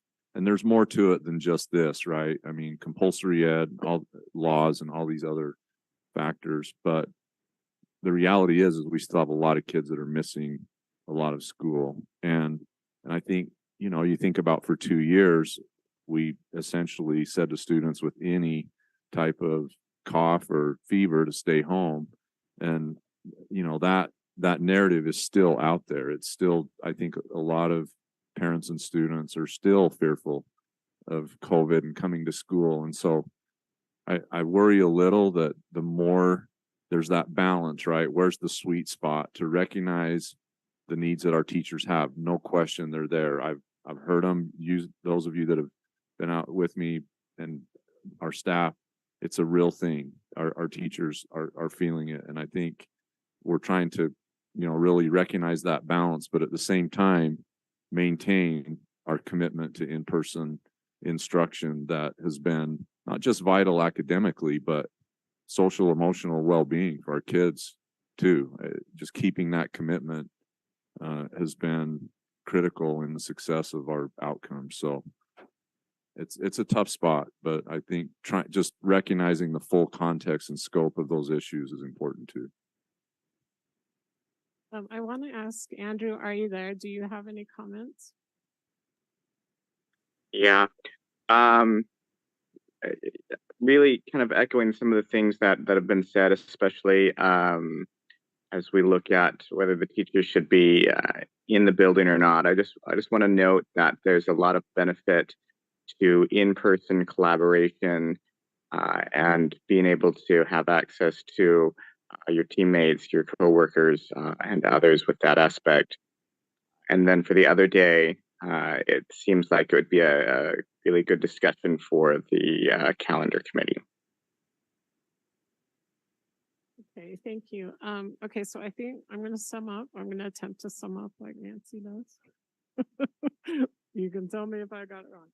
So I think everyone agrees that next year we'll have those 2 days. I did want to clarify one thing. The calendar committee thought that, I mean, I think Leon kind of explained it, but fall break would move it back 1 week. And by doing that, then we could do the Monday following fall break. So families would have, the 4 days, but teachers would be back, or 5 days. And teachers would be back on Monday. More important.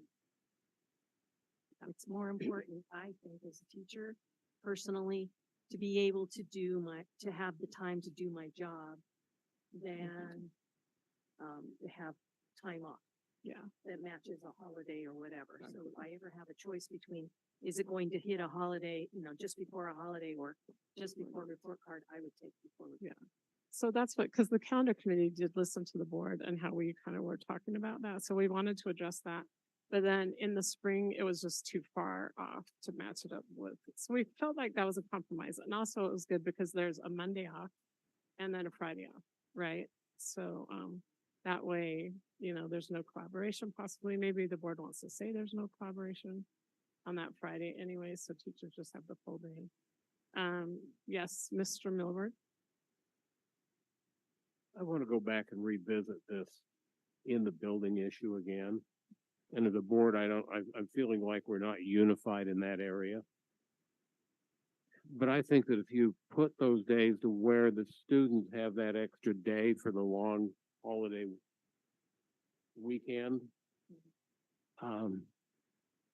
and you then tell the teachers they can't be gone for that extra day, I feel like that is a slap in the face to the teacher.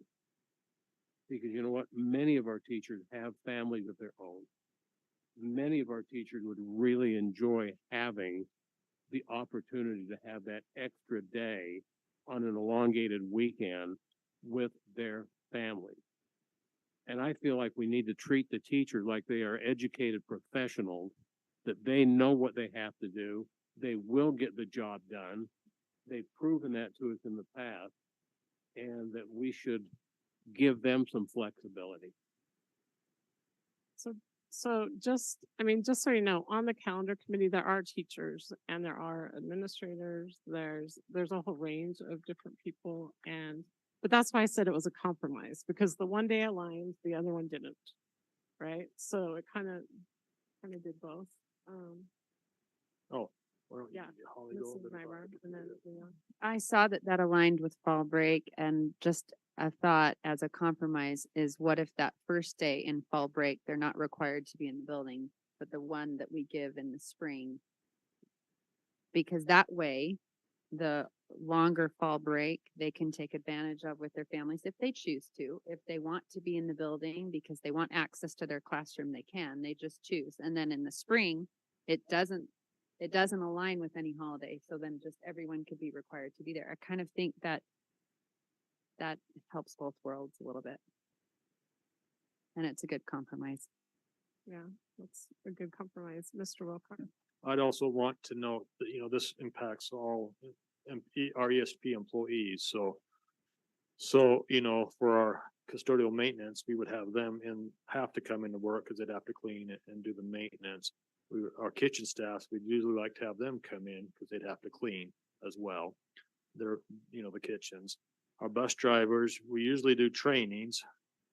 We usually like to do those in person. We do have some online modules we could look at, but it goes across all levels of employees that, are like our paraprofessionals. We usually like to have them somewhat in the building doing some type of training, our school safety advocates, or, and of course, our front office are doing the regular work too. So it does go across all levels of employees there. So just something to consider. Okay, thank you. Mrs. Oaks. Can we call the Mrs. question? Lee? I think, What? can we call the question? I'm actually ready to make a motion for this piece and then a separate motion for the rest of the year. Is that are we okay with that? Sure. Okay, so I would like to make a motion to approve the proposal to convert 2 instructional days to professional development days for the 2023-2024 school year.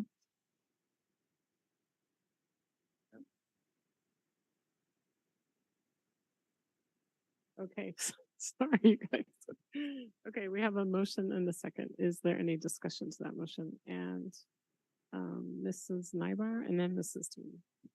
Yes, do we want to delineate that the first one in the fall, they aren't required to be in the building, and the second one? Because the way that it's presented right now is that they're in the building for both. The motion didn't say they were in the building at all. It didn't, so I feel like we may need do we need clarification? Are we going to discuss this later? I wonder if that's just something that we give direction to the superintendent. Okay, Mrs. Tingy.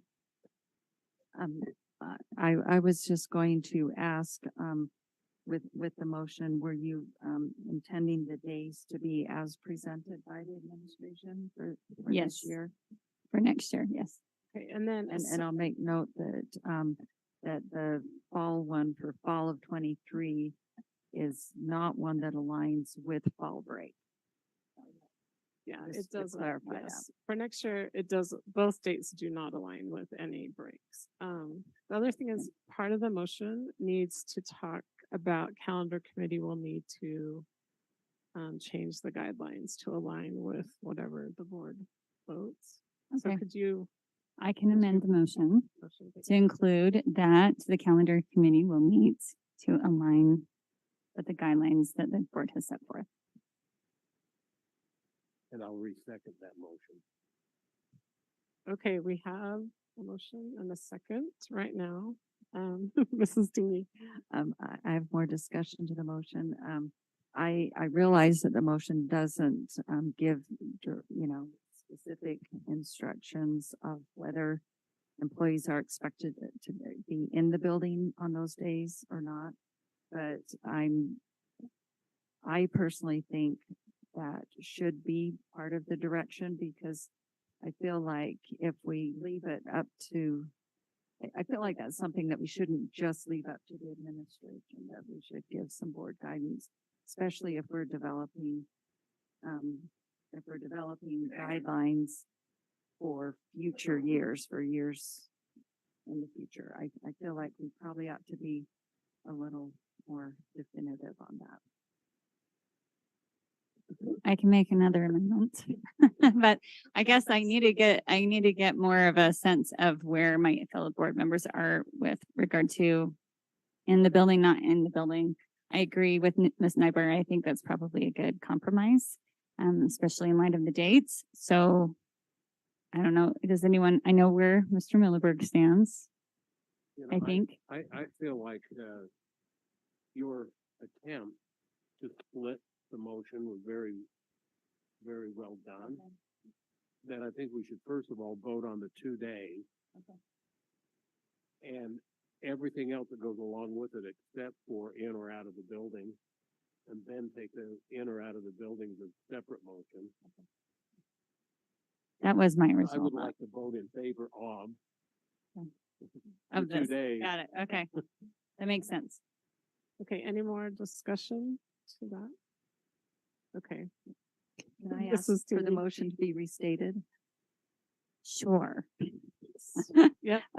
Okay, so I would like to make a motion to approve the proposal to convert 2 instructional days to professional development days for the 2023-2024 school calendar with additional, well, I think I'm just gonna leave it at that. Yeah. Can we?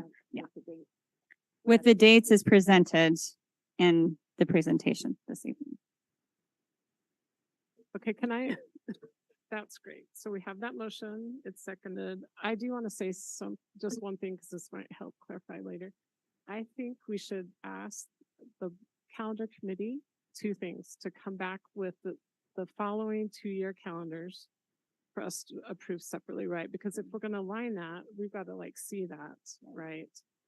So why don't we have them bring that back for next meeting? And then also, if you want them, a couple of people have mentioned if you want them to look at adding a date this year, like what day though? Yeah. Can we do that as a separate motion? The administration, but no, that doesn't need to be part of the motion. I just Okay. want to say that's what I think we should do, but we can see if that's what everyone agrees with. Yeah, that's what I was Okay, thinking. so any more discussion to the motion? Okay, I will call for a vote on the motion. All in favor, say aye. Aye. Aye. Aye. Okay, I think that was unanimous, so I don't need to ask if there are any opposed. Okay, so right now, we have approved the 2 dates that are on this presentation for next year, and ask the calendar committee to bring us guidelines that are amended. So then is there another motion now to clarify in person or not? I would like to make a motion to clarify that one of the professional development days would be not required to be in the building and as they see fit, and that the other one would be to be in the building. Okay, is there a second to that? I'll second it. Okay, so we have a motion and a second. Now, is there discussion to that motion? Mrs. Heedy? Thank you. I appreciate the intent of finding compromise. I'm just not quite sure if that's really going to accomplish that or if it just will add confusion and not really provide, I mean, if the whole point is to provide teachers time to do work in the building, I think we need to stick with that. So that's just my thoughts on that motion. Okay, thank you, Mrs. Nybart. My feeling is the intent is to provide teachers for extra time to do as they see fit, whether it's, looking individually at students and where they're at and what they need to do with supplemental or, grading or lesson planning. And I for sure see the great benefits of in-person collaboration, but especially when Mrs. Schill is talking about how the calendar aligns with fall break. And to Mont's point, I don't want our teachers to feel that we're not supporting them with their families. And I talk to teachers all the time, and a lot of our teachers have young families. And so I would like to do our part as a district to also support them because, they can do things remotely just like we all can and still not maybe change, they may be able to, it might be better for their family with their family plans of travel or things. They could still be doing some work online. So that's my thought. Okay, any other discussion? So I have a comment. Oh, Andrew, do you want to say something? Go ahead. Yeah, I just want to reemphasize the importance of the in-person collaboration that happens, and also point out that this is less of a day off and intended to be a professional development day, not just for the teachers, but for all of the staff. And while I think we all know that our teachers are dedicated and know what they need to do, I think we may have just maybe lost sight of what this is intended for, which is a professional development day. Okay, thank you. I would just like to add my 2 cents that I think they should be in the building. I do. I think that's the purpose of this. And I think that, there could be a little professional development time and there also could be time for them to do prep time. I just think it's going to muddy the waters. I really do. If you want, I do have an idea. I could take it back to the calendar committee and have them give us feedback before we make this decision. But it is our decision, so I don't need to do that. Mrs. Pedersen. Just a quick comment. Being in the building is more than just getting your work done. That is one of the few times you literally can walk around the building and say hi to someone else. You need a break away from your desk. That is when we actually build relationships with others in the building. If you're not there, talk about all the businesses that have remote workers. They're panicked because there's not that connection.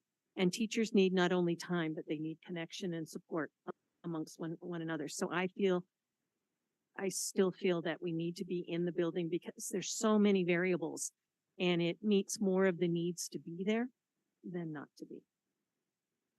Okay, any other discussion? Mrs. Tingy, then Mr. Milberg. Well, I was going to offer up a substitute motion. Okay. Vermont talk first and then we'll go back to you, Mrs. Shinny. All I was going to say is, Mrs. Tingy was opposed to that for exactly 180 degrees off of why I'm opposed to it. That, I still feel like, the teacher should be treated as adults, as professionals, and people that will get their work done. And so, I don't, I appreciate the spirit of compromise to have one on and one off. But I would be opposed to the motion simply because I feel like it should go the other way. Okay, Mrs. Tingy? I would like to offer a substitute motion that the board, give direction to the administration and to the, policy committee as they review and look at the guidelines, that these 2 additional days that we're, taking instructional days and we're turning them into professional development and preparation days for all employees of the district, that they be required, or as part of those days, that they be required to be in the building during contract hours.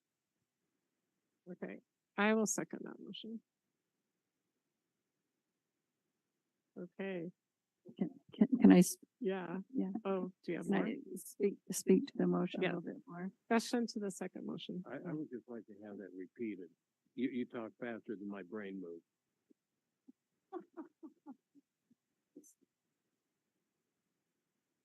Go ahead, Mrs. Teeny. Yeah, I mean, I totally understand, and I don't see this as disrespecting professionalism of teachers. I see this as respecting professionalism of teachers and all employees in the district, and the an instructional time is very valuable time, and so I feel like for the parents of students out there and those that they need to have an assurance that, and again, I don't see it as disrespecting teachers. I see it as a way of promoting even more professionalism. And I also feel like, I think Karen mentioned it earlier, that an individual situation, we can give some latitude to the building administrators or what, personal and individual situations arise. Okay, any other discussion? No, there's a first and a second. There was a nomination and a second, so. Yeah, we take action on Nancy's substitute motion first. Okay, is there any other discussion to that motion? I don't know, that was good discussion, but I don't know that you restated the motion for me. I want to know what the motion is. Okay, restate the motion. Please. Okay, the motion is that, that the board give direction to the administration and to the, policy committee that will be reviewing. Well, the policy committee will be reviewing and bringing back to the board the guidelines that the calendar committee uses. So the motion is that the board give direction to the administration and to the policy committee that when when transitioning those former instructional days to professional development days, that it includes the expectation that all employees will be in the building or at their jobs those days. Mrs. Nybar. Just add discussion. One thing I did think of that Mrs. Schill talked about, and I believe Superintendent Robbins has as well, that in the past, when we did the professional days and they weren't required to be in the building, the new teachers coming on were saying, where are paid professional days where we have time in our classroom without children, and didn't realize that we actually have that, but that was something that was negotiated by the CEA, right? Is that correct? And so that is something that is coming to my mind, and Mrs. Schill alluded to that. So perhaps when Nancy's talking about also promoting professionalism, It also maybe just helps with our communication that we are trying to support teachers and give them ample time in the classroom for preparation. And it doesn't get confused later on down the road that they don't have those paid hours. Right? Is that part of it too? Just as thinking about that. Okay, thank you. Any other comments or discussion? Okay, I not seen any more comments or discussion. I will call for a vote. So we are voting on Nancy's motion right now. So all in favor, say aye. I, Aye. Any opposed, say nay. Nay. Nay. Okay, so the vote is 6-1 and with Mr. Millerberg dissenting. Okay, so now do we go to the other vote? I want to withdraw my first motion. I was Okay. convinced. Okay, thank you. Okay, is there any other instruction? So, okay, so I'm gonna recap. So we voted for those 2 days. Are we okay if we ask the calendar committee to look at a day this year?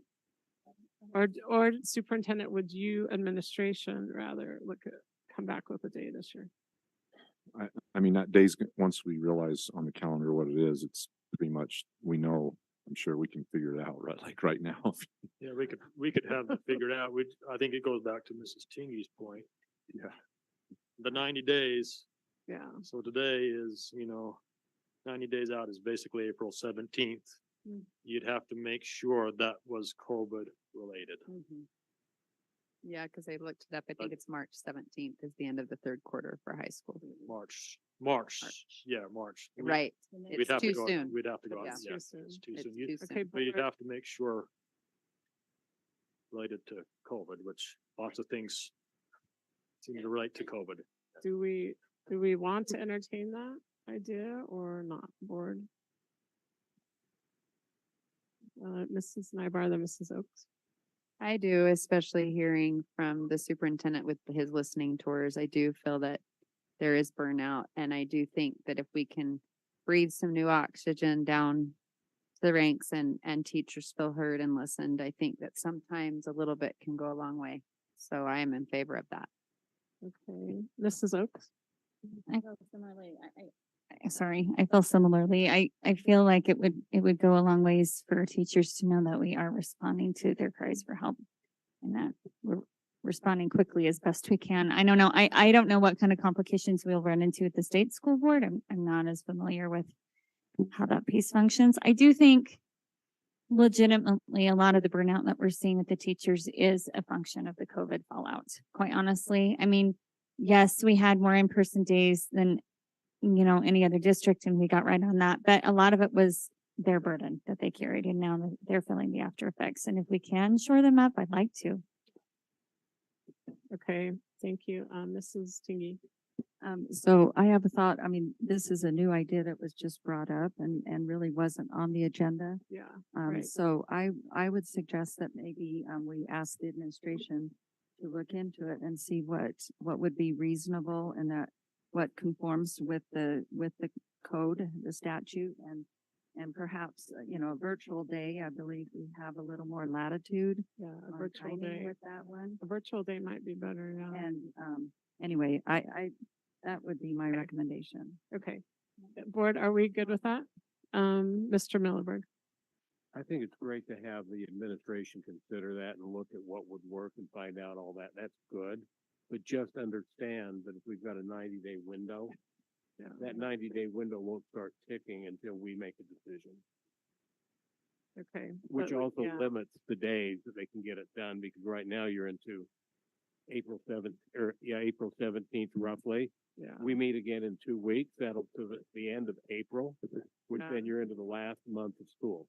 Well, All right. can I just clarify? Mrs. Tingy, yeah, Oh, sorry. go ahead. The 90 days is that's the normal statute of 90 days before the beginning of the school year. So really, if we're falling under that one, we're already, that one doesn't apply to a current situation. Yeah, it's the 14 days. It's if we're claiming it's a circumstance due to the COVID-19 pandemic and or consider a virtual day. So if they so chose they could still get in the spring break. Or, yeah, okay, so I think the board wants the administration to come back with a day that we could use this year, school year still, and I think it could possibly be a virtual day, if you guys think that is better. That's one of the options. So just so you know, February 28th is the end of the elementaries trimester. The end of the trimester is February 28th. The quarter for the high schools, if you will, or secondary schools, would be March 17th.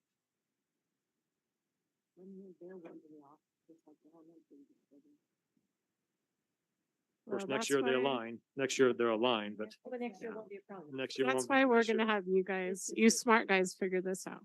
So if you want, we're not ready to make that, but we could have a motion. So we have the 2 weeks, we'll have to tie it to, a COVID issue, but we could have a day for you at the next board meeting. That would be the 14 days.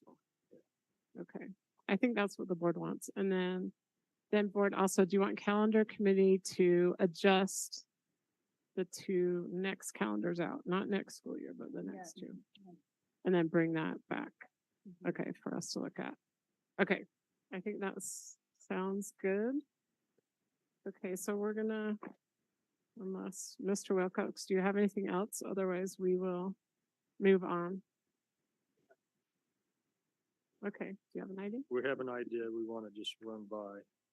We're looking on these phones, so and the internet's not great here, so so we're looking at the week of parent-teacher conference is that it would be on, so March 3rd is the compensatory day. It's the, parent-teacher conference compensatory day is that Friday. Yeah. And we would look at that Monday, March Because 6th. it's earlier than it's after than what elementary is, but it's before what secondary is. Oh, okay. So it might just be, That might tie in for us. that would also be a place for parents that would provide a 4-day. 4-day weekend. Okay, For March so 6th. the 6th, yes, okay. is an idea. Yeah, I think that, And you that guys sounds could good. even talk about that now. Or we could well, I bring think that it's back. not on the agenda, so we really can't take action, but I think that sounds like a good idea. Okay, thank you. Thank you, Mr. Wilcox, for that presentation. And thank you, board. We actually made a motion and approved that, so that's great. I was thinking we'd have to have, 3 readings, so. Okay, so the next item on the agenda is board standing committees. And so there are several committees the board uses to do our work, and some are required by state law, others we have just created as a board. So my first question, I kind of want to separate the strategic planning committees from all the other committees because we just barely kind of started working on those. So are you guys all okay with staying on those committees, the strategic planning committees?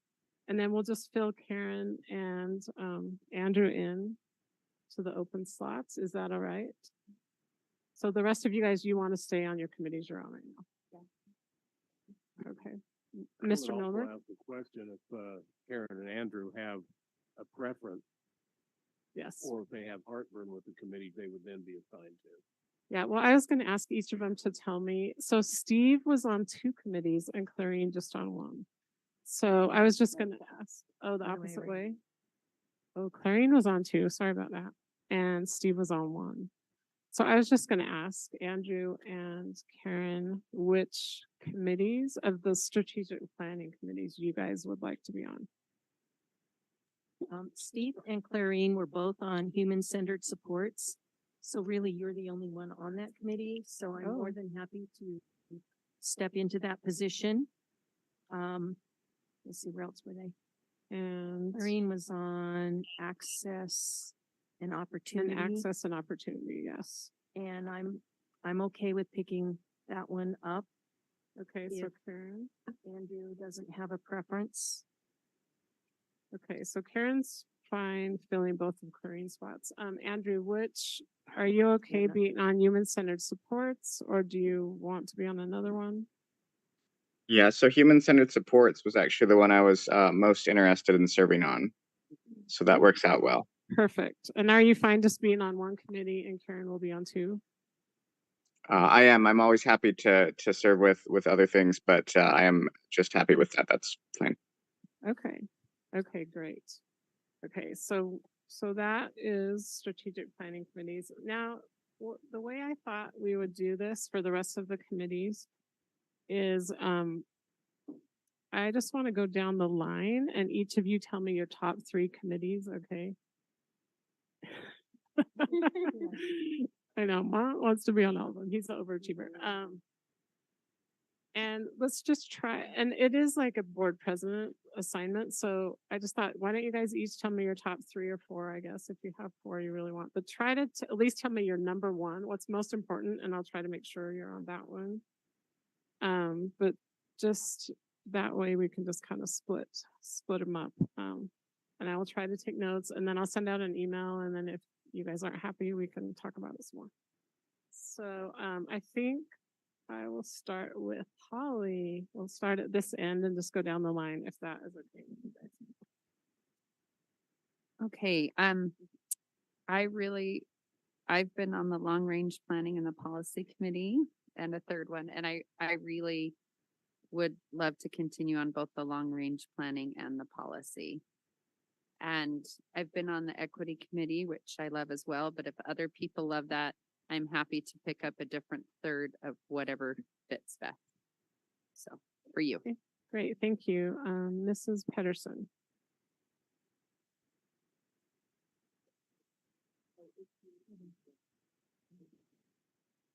No, I don't know. I'm not sure we have the equity committee still because I think it's kind of in the strategic planning, right? Right, we folded it into, yeah, so the new, yeah. Can I just make a Yes, note sure. that for Yes. board members, the committee's list that was emailed out to us by Cindy last Friday is the most updated one. I believe the one we have in front of us is an outdated Is the old one. So, Okay. and we did kind of fold in, I think access and opportunity is kind of taking place of the equity. Yes. Okay, and then after Mrs. Pedersen goes, is it okay if Mr. Edel goes online? Would that be okay with the rest of you guys? Because since they're new board members, I kind of want to let them have a Unless he chance. wants to choose first, I don't. No, you go ahead. Okay. Um, Steve was on policy and I wouldn't mind taking that position unless Andrew would prefer it. I don't have strong preferences. Incident command, it's only Mont now. There's only Clarine and Steve were both on incident command. Do you want us, Mont? You want it all. You want it all. But you, just so you guys know, you don't have to only fill in spots. I'm just saying, like, don't feel like you can only fill in spots. Because sometimes it's good for us to mix around and be on different committees.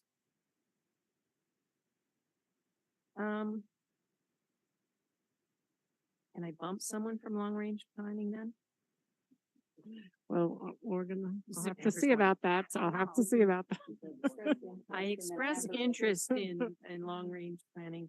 I said I'd be willing to do policy and I just think policy and commit and calendar are both kind of big. Calendar's not that big. Not that big. No, we just meet in the end of days. school. Well, I don't know. Lately, it's been kind of big. Possibility of calendar. Okay, possibly calendar. Okay, then, Andrew, do you want to go ahead? Yeah, so my number 1 is policy. My number 2 is incident command. And then I don't have a strong preference beyond that, and I'd be happy to fill in wherever you need me. Okay, thank you. Okay, Mrs. Tingy? Thank you. My first choice is policy. And Also in my top three, I would like to, be on long-range planning and the arts consortium to continue serving there. Okay, thank you. Mrs. Oaks. So I'd like to continue as the, on the Point Development Advisory Group.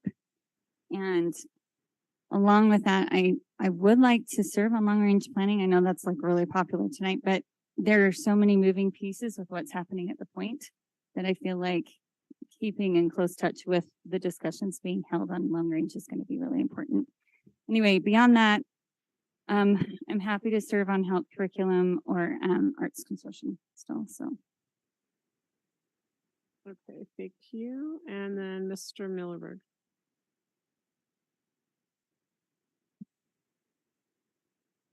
I'm sure this comes as no surprise to anybody. But my number one pick would be the Education Foundation. I feel like I've been there since even before the Education Foundation existed. And feel like I had a part in bringing that into an existence. And I just really loved doing that one. We took care of my other first. I have a bunch of firsts. It was USBA. We took care of that one at the convention, so I think I'm there. Audit committee, I feel like I should be on the audit committee because I think I have an accounting background, which is very important to have on that committee. Long range planning, I feel like that gives me part of where I'm actually involved in some of the directions to where the district's going, and I'd like to, that's my next first. RDA, CDA, I'm not terribly passionate about that one, but once again, a lot of that comes into accounting issues. And so I feel like I should be there. Incident command is right up there with the foundation to me, that I love being on that one. And equity, I feel like the demographics of the area where I was elected, it's important that I be there. And the one that I've got checked here that I didn't mention is Salt Lake County Parks and Recreation. And I'm okay staying there because I've got some very greedy personal reasons for wanting to be there. Wow. So those are all my firsts. Okay. This is gonna be super easy since no one wants policy or long range planning, so. I'm joking. Yeah, I don't know. We may have to draw straws or something. We'll see. Or I may call you guys also and kind of talk to you as I'm figuring that out. Okay, so thank you for that. I think that is great. Let me find the agenda here. I will look them over. I will, yeah, and I will decide, and then I will email everyone out. But I may call you guys. I mean, it's gonna be hard since. And oh, I should say what I want, just so you guys know. I'm on the audit committee already, and also the RDA, CDA, and I'm fine to stay on those. But no one mentioned them. So I'm fine with that. I'm fine with that. I am on long range planning, which I really like. And I was also kind of interested in policy myself. So, okay. So we all, like I said, we pretty much all want those two, but I'll figure that out.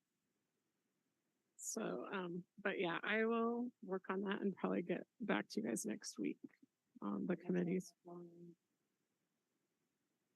Okay. Okay, thank you, Karen. That is very nice. Oh. Okay, if anyone else has a change of heart, let me know also.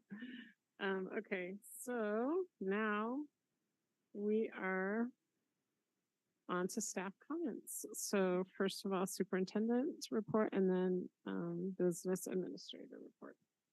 Thank you, President Schill. Make it short. Just wanted to express my appreciation publicly to Dr. Dowdle. I know we mentioned him in recognition tonight, and I just want to express to him on the record how much I appreciate all he's done for the district and over the years and everything that he's contributed to the success of Canyons, but most of all, just want to thank him for kind of riding side by side with me the last couple of years and really being a mentor and welcoming me into the Canyons family and all that he's done to further the mission and the impact he's had on students. And then also just thank the board for your work tonight. As I've said before, you know, this is really a sign and a marker of true American democracy is transfer of power and being able to reorganize and to refocus our energy and targets and to move forward. So I just appreciate your efforts as elected officials and really keeping that moving forward and doing the job that you've been elected to do. So thank you. Okay, thank you, Mr. Wilcox. Yeah, thank you, President Schill. Just one thing, I just want to echo what Rick said about Bob. I was thinking back basically 14 years ago, give or take a week now, I came and interviewed at the old Cottonwood Heights Elementary building. And it was Steve and Bob and the current business administrator at that time. The three who interviewed me. Bob didn't say a whole lot. So I walked out thinking, well, I tanked that interview. But I appreciate the confidence that he had in me at that point in time to recommend me being the accounting director at that time.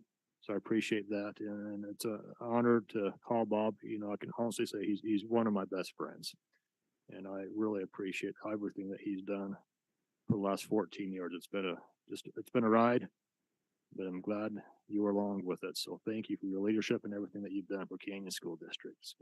You will be missed and not easily replaced. So thank you.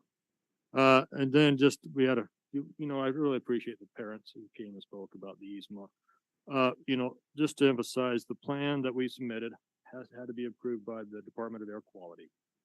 We can go in and do as much testing as we want on everything. We've done quite a bit. We just did some more testing on the top floor to make sure everything came back clear. Those results came. Ryan sent those back to me just tonight during the meeting and said that they all came back undetected. Everything that we're testing right now is coming back non-detected. Should be said, we don't know why those initial results came back non-detected in November. And then we have the issue where the contractor thought there might be asbestos, and then we pull samples and they came back detected. We haven't been able to figure that out, what happened there. But we can do as much testing as we want. We're going to do as much clean, on the bottom floor where the main stuff is, we're required to do substantial testing there. And so we have to test all the carpet, the auditorium chairs, everything, pull samples on that before it can be cleared. And then if it's not, then we have to go back and clean it again. So that's the issue on the bottom floor. The top, the two floors, again, we've done quite a bit of testing, just haven't had anything come back positive. It's all been non-detected. We can do as much as the community wants on that to make sure of that issue. It's a big issue for parents out there with that. So I just want to make sure we're understanding, and we'll do whatever it takes to get back in. We'd like to get back in that building, I think, as quickly as possible. But if it needs to be a little bit longer, to make sure we can do that too. So we're just grateful we have the Crescent View building so our kids can be down there. That building has paid off so many times. So, yeah. So with that, that's all I have. Thank you. Okay, thank you, Mr. Wilcox. Now we'll have board comments, and I believe that I started last time, so I'm going to start down with Mr. Millerberg and he already went. How about Mr. Millerberg, and then I'll ask Andrew since we have his empty chair.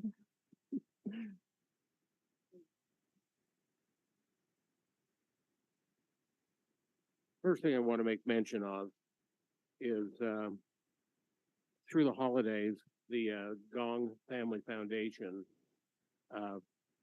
painted a mural at Jordan Valley School. And it kind of that's not really true what I just said. They organized the painting of the mural, and there were members of the school district, members of the community, Every year they have a homecoming dance, and one of the LDS stakes in the area comes down and supports that. That group was invited to come down and paint. And I spent about an hour there with a paintbrush in my hand, and this was truly paint by numbers. They had projected the image they wanted, they'd outlined it in black, and they handed you the right color paint and told you what area that was outlined. And it was so much fun, and the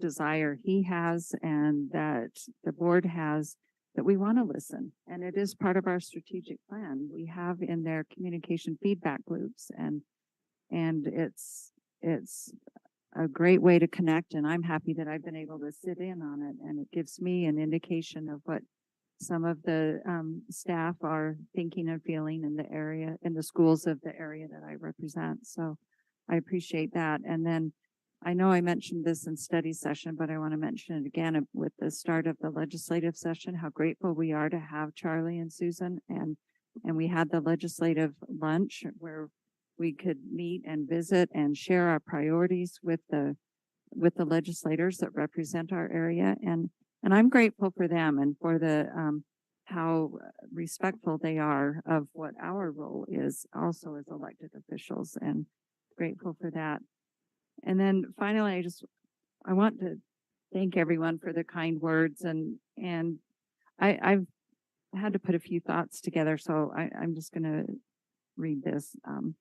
Serving as president of the board has been an incredible experience, incredibly challenging and incredibly rewarding. It has been a privilege to work with Amber Shills, Steve Wrigley, and Amanda Oakes, and I thank them for their incredible leadership and support as vice presidents the past 4 years.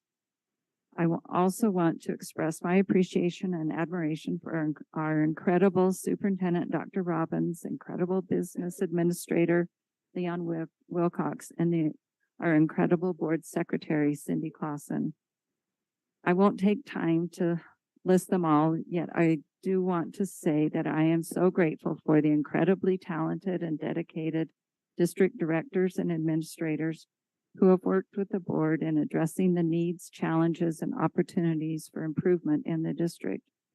I'm confident that the leadership we have selected tonight will facilitate the work of the board so that Canyons District will continue to shine as a lighthouse district in our state and in our nation. Thank you.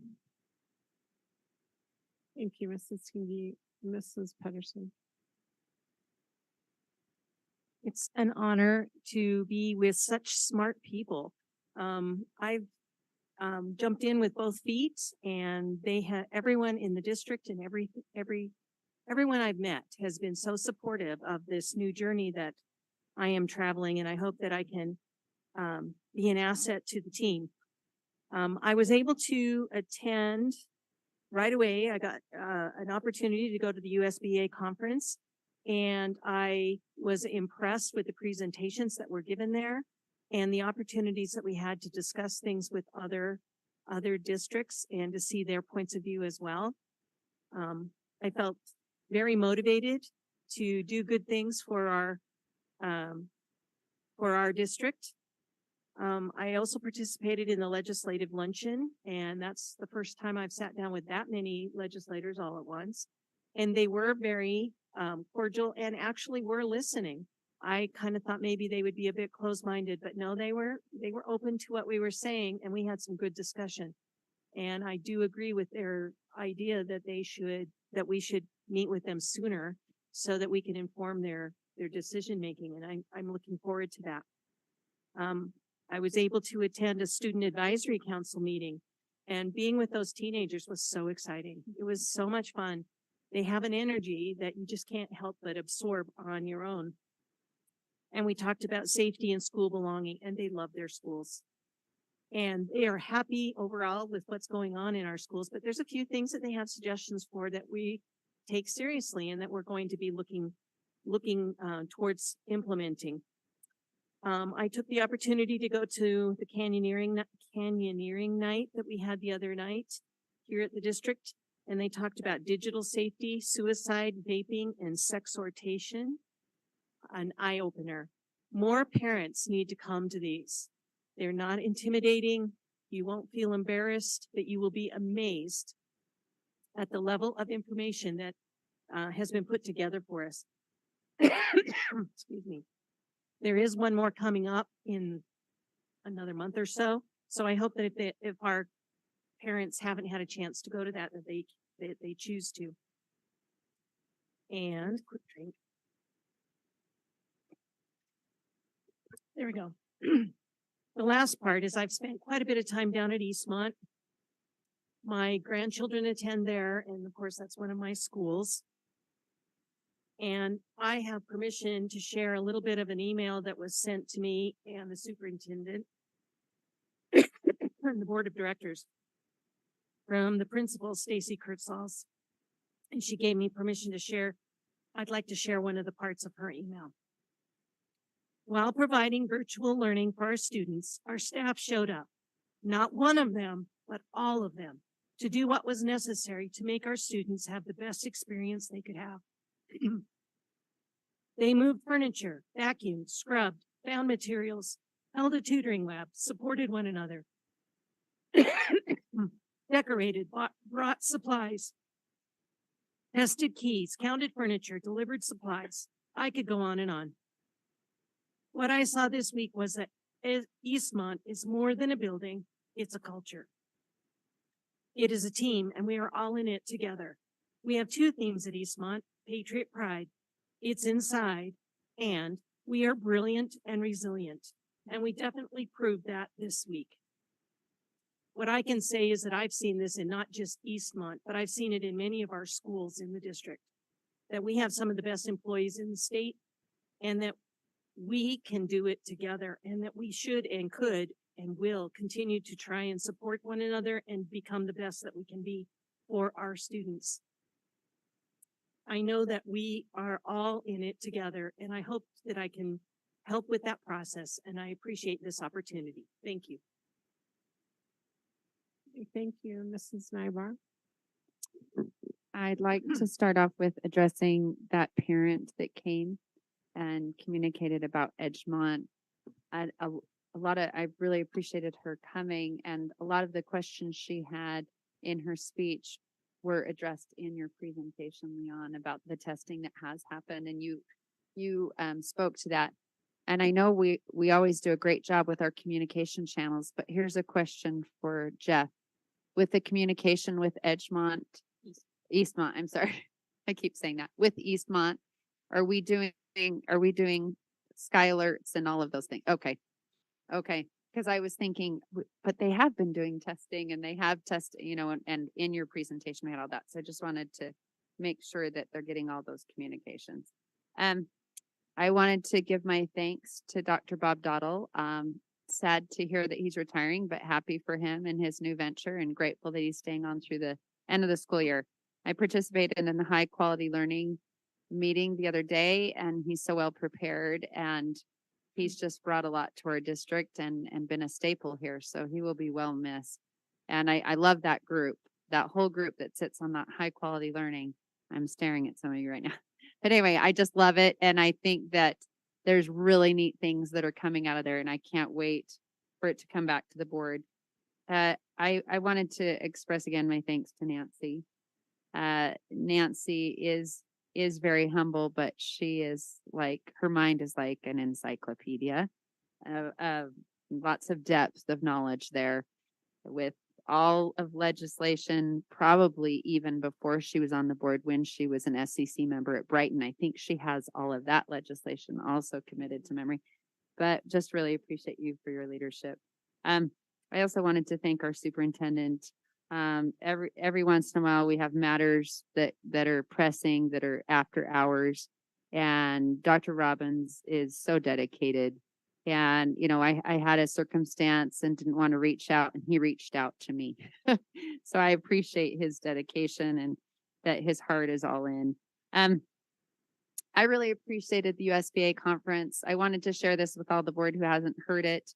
I had a board member after we presented that came up to me from Cedar City with tears in her eyes and said she was so inspired by our description of the process and what happened as we came together with this strategic plan. And she said, looking at your board, I thought, boy, all of these people are so different. They're like night and day. I can see it.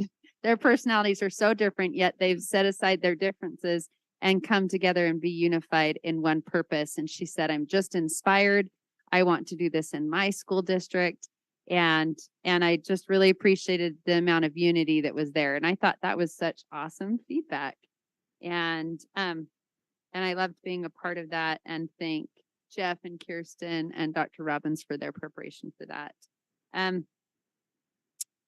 The pre-legislative lunch, it was so surprising that actually the budget book was open to like page 200 and something with the senator asking. I really appreciated, I appreciated that they, you know, I mean, I've only been to two of those, and that's the first time I've seen a book open. And Charlie Evans said that's the first time he ever has. And I think he's been here longer than I have. So that was exciting and really great discussion. I just wanted to briefly mention Martin Luther King Jr. Day. I know we have a day off of school, and that I have a dream speech in his life and his goals to have peaceful discourse with equality. I lived in Cleveland, Ohio for 4 years and worked with an inner city youth group, and came in contact with a Miss Robbie Penman, who was 106 years old. And she used to have Martin Luther King Jr. over for dinner. And she would send her boys out to go with him to pass out pamphlets to the doors and to talk to people. And I also became good friends with a neighbor. Her name was Cindy, and she went to Shaw High, and she was there with the riots and had gotten a phone call that there were going to be riots that day, and stayed home. And here we are so many years later, and the